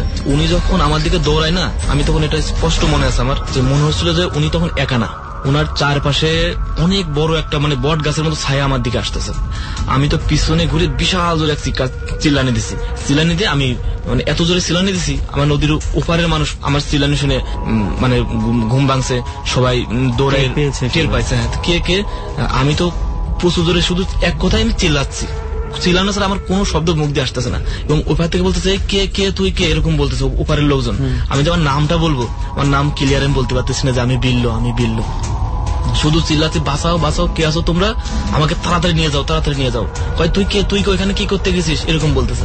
বলতে আশেপাশে যারা যে দূরে যারা মাছটা ধরতেছিল ওরা অনেকে দৌড়ায় আসলো, দৌড়ায় এসে দেখে যে আমি ওই চিৎকার দিতে ক্লান্ত হয়ে আমি অলরেডি পড়ে গেছি, নৌকায় আমি উঠতে পারি নাই, পড়ে গেছি আর কি। লোক এসে দেখে যে আমি, কয় তুই এখানে কি করতে আসছিস এত রাত্রে, হ্যাঁ সাথে তোর সাথে আর কে আসছে, ওরা হয়তো ভাবছে আমি মাছ টাছ ধরতে আসছি, সাথে তো মাছ ধরা কিছু নাই, শুধু একটা লাইট। তারপরে উপার থেকে লোকজন আর কি আমাকে এসে নিয়ে গেছে। আমি তখন বেশ কয়েকদিন অসুস্থ ছিলাম আর কি।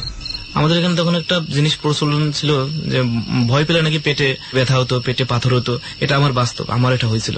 আমি পুরো 3-4 মাস এই অসুখে ভুগছিলাম, পেটে আমার পাথর হয়েছিল। এটা কোনো মানে এমনি কোনো যে ডাক্তারের মাধ্যমে এটা ট্রিটমেন্ট করে ভালো হয় নাই, এটা কবিরাজ আছে এলাকাতে যে ঝাড়ফুঁক ট্রিটমেন্ট গুলা দেয়, এইগুলা দিয়ে আর কি আমাকে সুস্থ করেছিল আর কি। আচ্ছা, এই ঘটনাটাই আমি জীবনে একটা ঘটনা যেটা প্রচুর পরিমাণে ভয় পেয়েছি। মানে ভয়, মানে আমি যদি একটু কল্পনা করে রেহান, মানে চিন্তা করে, আমরা তো এমনিতেই যেই তেঁতুল গাছের নিচে বসে আছি, তারপর উনি যে বর্ণনাটা দিছে, মানে জাস্ট কিছু বলার নাই। মানে এটা যে ওইটা ফেস করছে সে বলতে পারবে লাইফে ভয় কাকে বলে। বাসায় বসে হঠাৎ করে এটা টের পাওয়া যাবে না, মানে ডাকতে ডাকতে হঠাৎ করে তার দিকেই চলে আসতেছে এখন বাচ্চা একটা ছেলে, এবং আশেপাশে কোনো মানুষ নাই, কিছু নাই, নদীর পাড়ে। মানে চিন্তা কর। আচ্ছা, ওই জিনিসটার কোনো ফেস আপনার কি মনে আছে? অনেক লম্বা মানুষ, মাথাটা একদমই চিকন ছিল, বডিটা একটু হালকা বডির মনে আছে, কিন্তু মাথার চেহারাটা কালো, তবে সাদা একটা জুব্বা, একদম লং ড্রেস পরে আছে, সেলাই ছাড়া লং ড্রেস পরে আছে, পাটা কিছু দেখা যাচ্ছে না। এরপরে কি আর কিছু ঘটেছে আপনার লাইফে, নাকি এইটাই মোটামুটি আপনার লাইফে এখনো পর্যন্ত সবচেয়ে? আরো একটা ঘটনা আছে, মানে এটা হলো আমি নিজে মাছ ধরতে গেছিলাম ওই নদীতেই, এটা আমাদের বাড়ি ছাড়া 1/2 কিলোমিটার। এই ঘটনার পর এই ঘটনার পর তখন আমি ক্লাস 9-এ পড়ি। আচ্ছা, মাছ ধরতে গেছি, তখন আমরা মাছ ধরতে যেতাম 5-6 জন মিলে। দিনে মাছ ধরতাম, রাতে মাছ ধরতাম। আমি এরকম জীবন অনেক মানে জেলেদের সাথে মাছ ধরছি। তো একদিন দিনের বেলায় মাছ ধরতেছি চরের উপরে আর কি, সাইডেই চরে আমাদের এই গড়াই নদী। দুপুরে মাছ ধরতে তো ওই দিন দুপুরে একটা হিন্দু লোক মারা যায়, ওনাকে শ্মশানে আর কি পুরাইতে আসছে আর কি। তো আমরা দেখতেছি শ্মশানে পুরাচ্ছে, তখন তো দিন, তখন শ্মশানে লোকটা পুরাচ্ছে, আমরা হাসাহাসি করতেছি, মজা করতেছি। দিনে তার ভয়ের কোনো অবকাশ নেই। তো দিনে ওইখানে মাছ ধরছি। মাছ ধরার পরে হিন্দুদের পুরানোর পরে শরীরের কোনো একটা অংশ পড়ে না, নাভি এবং পিঠের একটা কি যেন অংশ বলে, আমি সঠিক জানি না, এই দুইটা অংশ পড়ে না। এই দুইটা অংশ কি করে, বাঁশ আছে না, বাঁশটা ফাড়ে মাঝখান থেকে, কিছু অংশ ফেরে বাঁশের এই মাঝখানে সেই জিনিসটা দিয়ে ভালো করে বেঁধে, মানে পানি ছাড়া 20-25 হাত দূরে ওইটা মানে মাটিতে পুঁতে রাখে। তো ওই লোকটা মারা গেছে, ওনার ওই জিনিসটা এইভাবে রেখে ওনারা চলে গেছে ওনাদের কাজ শেষ করে। ঠিক ওই দিন এই রাত্রে এবার মাছ ধরতে আসছে ওইখানে। আমরা মাছ ধরতাম হচ্ছে এটাকে অনেক বিশাল এরিয়া নিয়ে জাল ফেলে, দুই পাশ থেকে লোকজন 4-5 জন এক পাশে টেনে কাছে নিয়ে আসে, সাথে দুই মাথা একসাথে নিয়ে আসে, বিশাল এরিয়া নিয়ে জালটা ফেলানো হয় আর কি। তো ওই দিন ওই জালটা এমন ভাবে ফেলছে যে ওইটা মাঝখানে পড়ে গেছে। তো জেলেরা তো ভালো জানে কোথায় কিভাবে জাল ফেললে মাছ ধরা যাবে। জাল টানতে টানতে এক পর্যায়ে ওই জাল এসে ওই বাঁশে বেঁধে গেছে। কিন্তু ওই দিন আমার একটু ভয় করতেছিল, যখন জালটা যতক্ষণ ওদের সাথে কাজ করতেছি ওদের কাছে কাছে থেকে জাল টানতেছি, খুব বেশি দূরে যাচ্ছে না, ভিতরে ভয় কাজ করতেছে, কিন্তু ওই ভয়টা ওদের আমি বুঝতে দিচ্ছি না। কিন্তু ওই জালটা যখন বেঁধে যায় তখন ওরা টের পায় যে জালটা বেঁধে গেছে, তখন আমারে বলতেছে জালটা ছাড়াই দিতে। তখন আমাকে তো যেতেই হবে, তো ওরা আমারে বলতেছে যে তুই যে ওইটা ছাড়াই দিয়ে। তো আমি চিন্তা করলাম যে আমি কিভাবে যাই, ভিতরে ভয় কাজ করতেছে, ভয়টা ওদের বুঝতে দেওয়া যাবে না। তো আমি গেলাম, আমি পানিতে কিছু দূর অর্ধেক গেলাম, ভিজে অর্ধেক গেলাম, যাওয়ার পর আমি ফিরে আসছি। আমি বলছি যে আমার ভয় লাগতেছে, আমি যেতে পারবো না। তখন ওরা বলতেছে তুই গেছিস, তুই ভিজে গেছিস, তোকেই তো যেতে হবে, আবার কে যাবে, তোমাকেই যেতে হবে, যাও, এরকম ঝাড়ি দিল। পরে গেলাম, খুব বেশি দূরেও না, কিন্তু দূর না হলে ভয়টা তো ওইটা মানতেছে না। হ্যাঁ, অনেক চেষ্টা করতেছে, জাল অনেক ভারী জাল, তো অনেক বড় জাল, ওইটা জাল সহ ওই বাঁশের উপর দিয়ে সাইডে ফেলতে হবে এরকম, কিন্তু আমার যে শক্তি সামর্থ্য এটা আমি পারতেছি না। তো এরকম আর ওই যত ওর কাছে যাচ্ছি আমি একটু চেষ্টা করতেছি দূর থেকে ওইটা ফেলানোর জন্য, যে ওর কাছে যত দূরে না যাই আমি পারি, কিন্তু দূরে যাই পারতেছি না। ওইটা বাঁশ না ধরলে তো আমি পারবো না, কিন্তু বাঁশটা আমি কিভাবে ধরবো? কিন্তু ওরা বলতেছে ভয় কিসের, তো আসি এখানে, তুমি করো। করতে করতে এক পর্যায়ে একটা মাছ আসছে, একটা মাছ, বড় মাছ, চিতল মাছ এসে আমাকে পায়ে আঁকড়ে ধরছে। মাছ পালানোর জন্য হয়তো ছুটাছুটি করতেছে, পায়ের মধ্যে লেগেছে, পায়ের মধ্যে আমার পায়ে লেগেছে। পায়ের মধ্যে লেগলে আমি চিৎকার করে উঠছি যে বাঁচাও, আমাকে মরা মানুষের টেনে নিয়ে যাচ্ছে, এরকম স্রোত ছিল এখানে। আর ওই জায়গাটা হলো একটু শ্মশান, তো একটু কোল ভাঙ্গা টাইপের আর কি।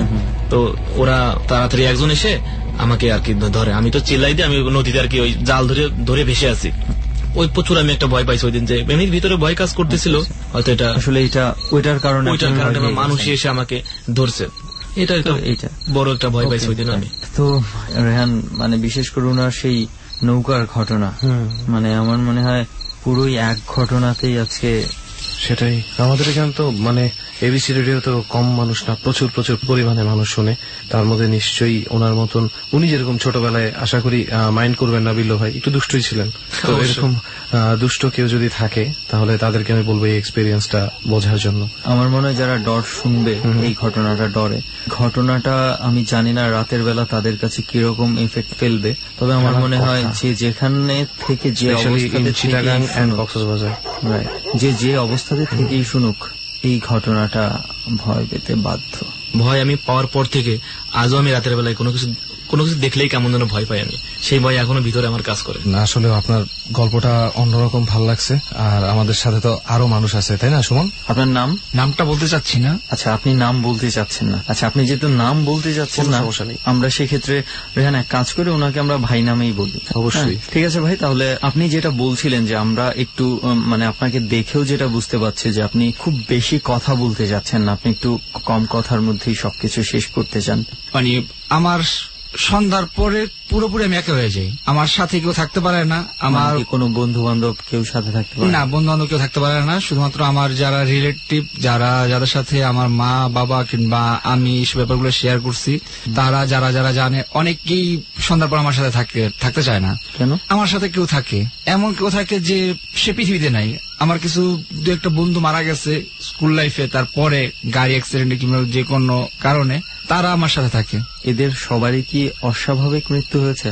না, স্বাভাবিক অস্বাভাবিক মানে মোটামুটি যাদের আপনি বলতে যাচ্ছেন যে এমন কিছু মানুষ আপনার সাথে থাকে যারা অলরেডি পৃথিবীতে আর এক্সিস্ট করে না। না, যেমন এসএসসি করে যখন ঢাকা আসছি, ঢাকা আসার পরে বাবা যখন বাইক কিনে দিচ্ছে, তখন মানে নতুন নতুন বাইক চালাই এবং অনেক ফ্রেন্ডরা স্ট্যান্ডও করে। স্টান্টের কথা বলছেন, বাইকের স্টান্ট যে দেখানো হয়, তখন এটা এত অ্যাভেলেবেল না হইলো। মানে আমরা যে পাশে ছিলাম ঢাকার ওই পাশে অতটা দতরিয়া না, ওইটা করতে যায় সোনারগাঁ রোডে আমাদের একটা বন্ধু মারা গেছে গাড়ি অ্যাক্সিডেন্টে, এবং ও লাস্ট আমি ক্যারি করছি সোনারগাঁ থেকে ঢাকা পর্যন্ত আনার জন্য। তখন টেম্পুতে নিয়ে আসছিলাম, আমার কোলে ছিল, তো ও আমার সামনে হুন্ডা চালানোর সময় প্রায় ও আমার সাথে থাকে। বুঝতে পারলাম না, মানে আপনি যখন হুন্ডা চালান আপনি অনুভব করেন যে আপনার এই বন্ধু আপনার? ভাইয়া, অনুভব একটা ব্যাপার, একটা মনে একটা অনুভব, আমি শারীরিক অনুভব করি যে ওর পিছনে বসা, ও আমার ধরে রাখছে, কিংবা ওর পায়ের সাথে আমার পা লাগতেছে, এরকম একটা যে। আচ্ছা, ওর কথা আলাদা ভাবে যদি না বলি, মৃত মানুষের সাথে আপনার যে কানেকশন, ঠিক আছে, যেটা প্রায়ই হচ্ছে মাঝে মাঝে, আপনি কি এটার কোনো কারণ খুঁজে পাইছেন? না, এখন পর্যন্ত। তারা কেন আপনার কাছে কি কোনো খবর দিতে আসে যে আমার এই জিনিসটা দরকার, বা এই জিনিসটা আমার শেষ হয়নি, এই জিনিসটা তুমি শেষ করে দাও, এরকম কেউ কোনো মেসেজ টেসেজ দেয় না, কিন্তু মানে দেখি যতটা, অনুভব করিও ততটা।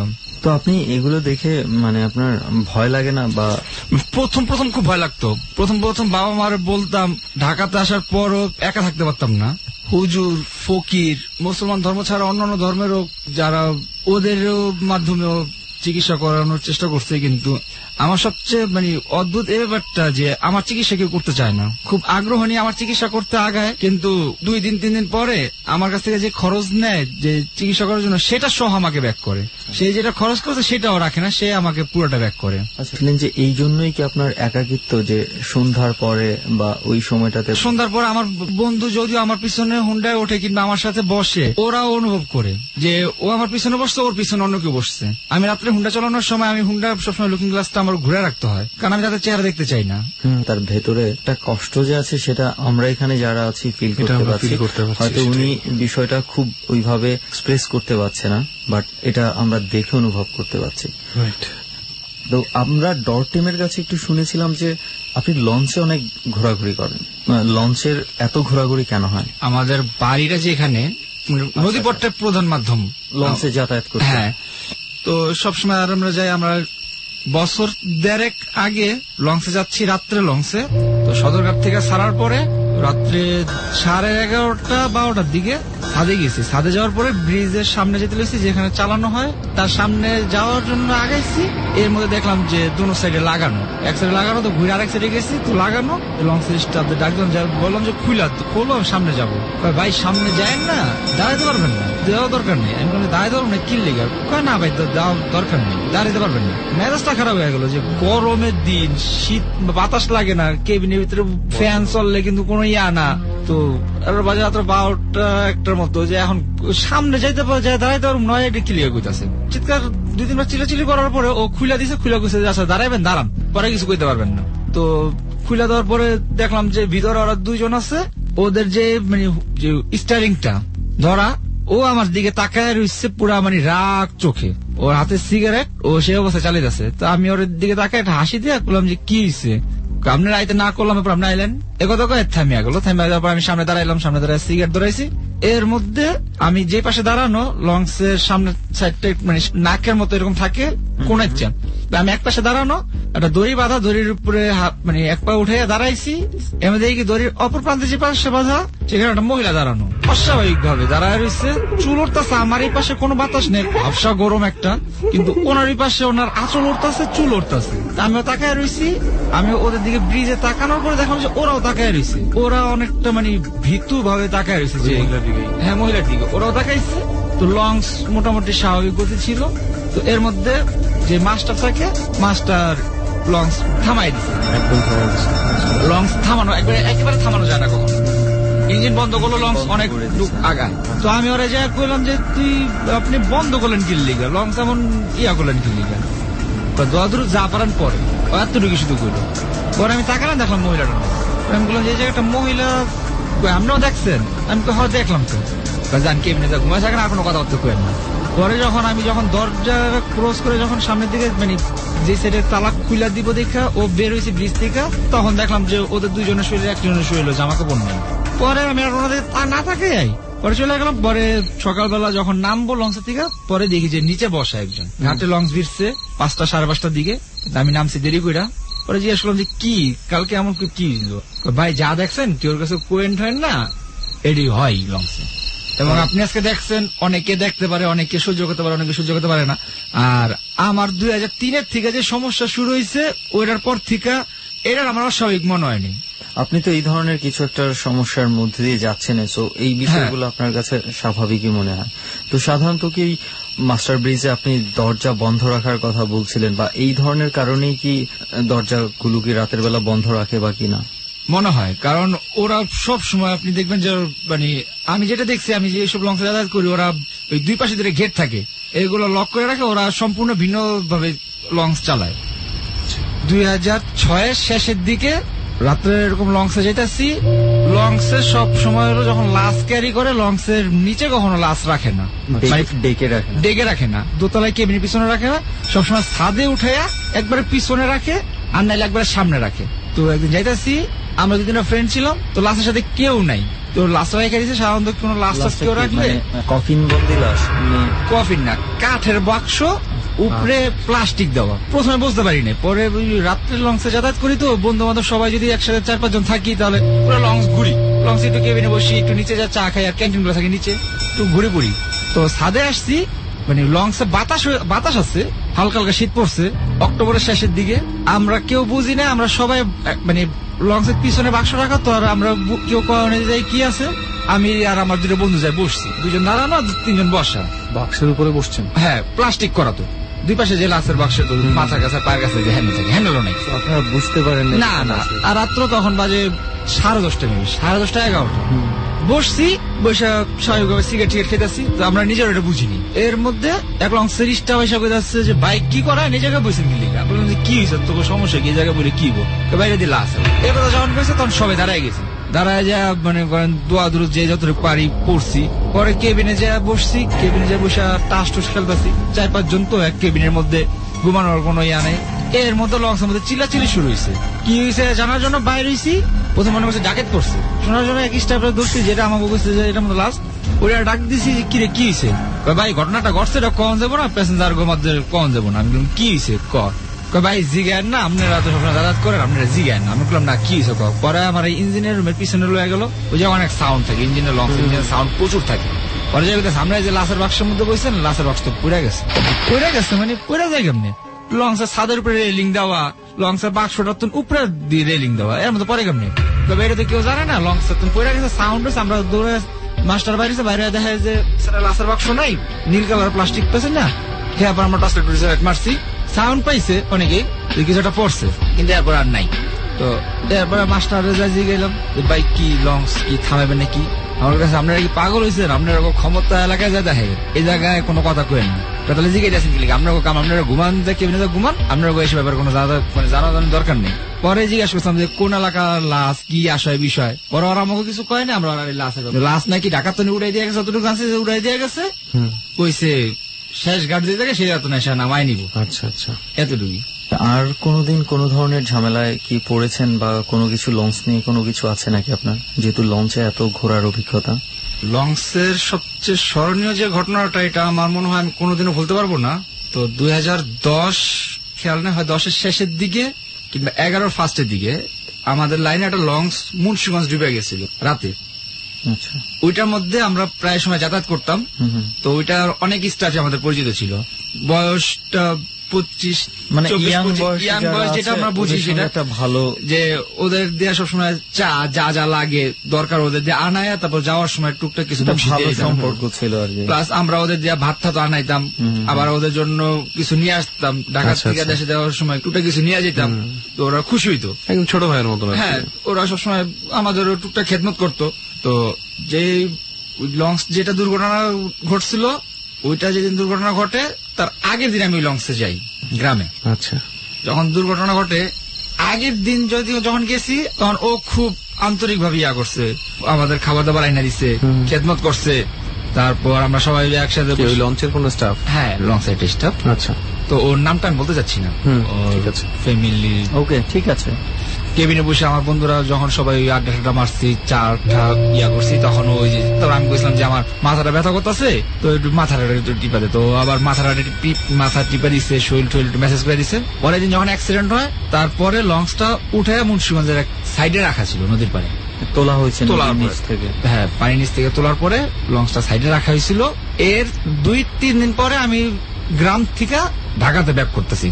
মুন্সিগঞ্জ একটা কাজে নামছি, সারাদিন কাজটা শেষ করে মুন্সিগঞ্জের ফ্রেন্ডদের নিয়ে আমি নদীর পাড়ে আসলাম যে লঞ্চটা ডুবছে, তোমরা কি আসছিল? আসছিলাম। তো কি আসার বিষয় একটু দেখি। তো এটা কইয়া লঞ্চে উঠলাম, লঞ্চটা সাইডে রাখা অর্ধেক পানির নিচে। আর বলতেছি যে এই লঞ্চটা যেদিন অ্যাক্সিডেন্ট হলো আগের দিন গেলাম রাত্রে, আর এখন এই অবস্থা। তো কইতেছি এর মধ্যে ওই যে ছেলেটা সবসময় চা ঠাই না দিত, আমাদের সাথে একটা ভালো সম্পর্ক ছিল, ও আমার বলতেছে যে ভাই দেখছেন কি একটা অবস্থা হইলো, আগের দিন গেলেন। হঠাৎ করে আপনি হঠাৎ করে 3-4 জন ছিলাম, এর মধ্যে আমি হইলো সাইডে দাঁড়াইছি আর ওর হলো পিছের দিকে গেছে আস্তে আস্তে। আমি সিগারেট চাচ্ছি, এর মধ্যে দেখি আমার কইতাছে যে ভাই দেখছেন কি অবস্থা হইলো, লঞ্চটা ডুবে গেল, এই লঞ্চটার মধ্যে আগের দিন গেলেন। পরে আমার দেখাইতেছে আমার উপরে দোতলায় নিতেছে।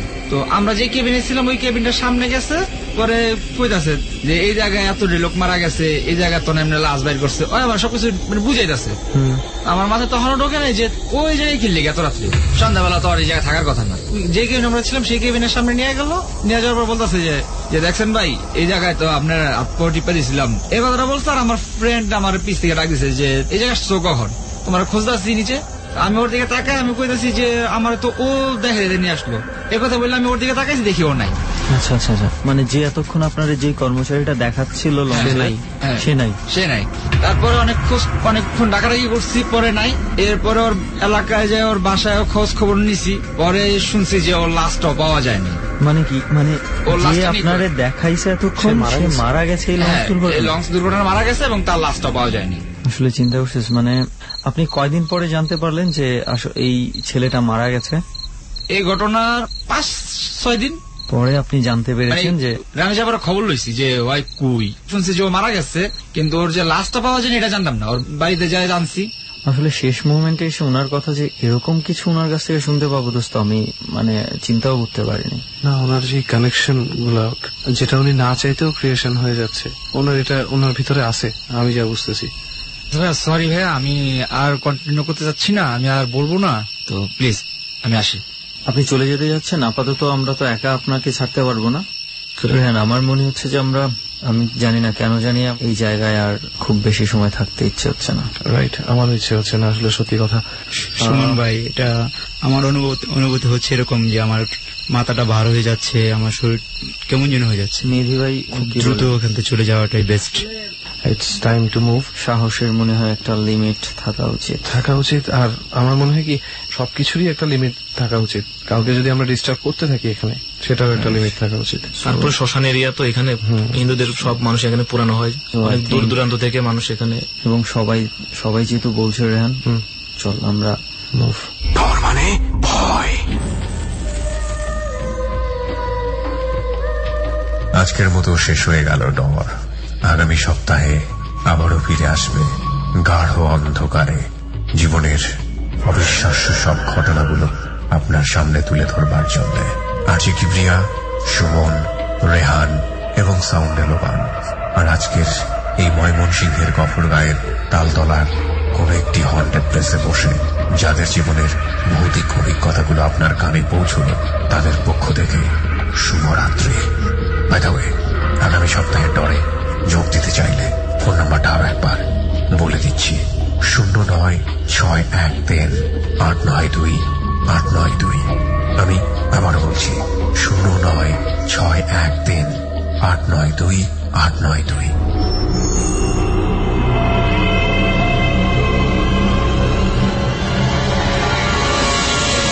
ডর মানে ভয়।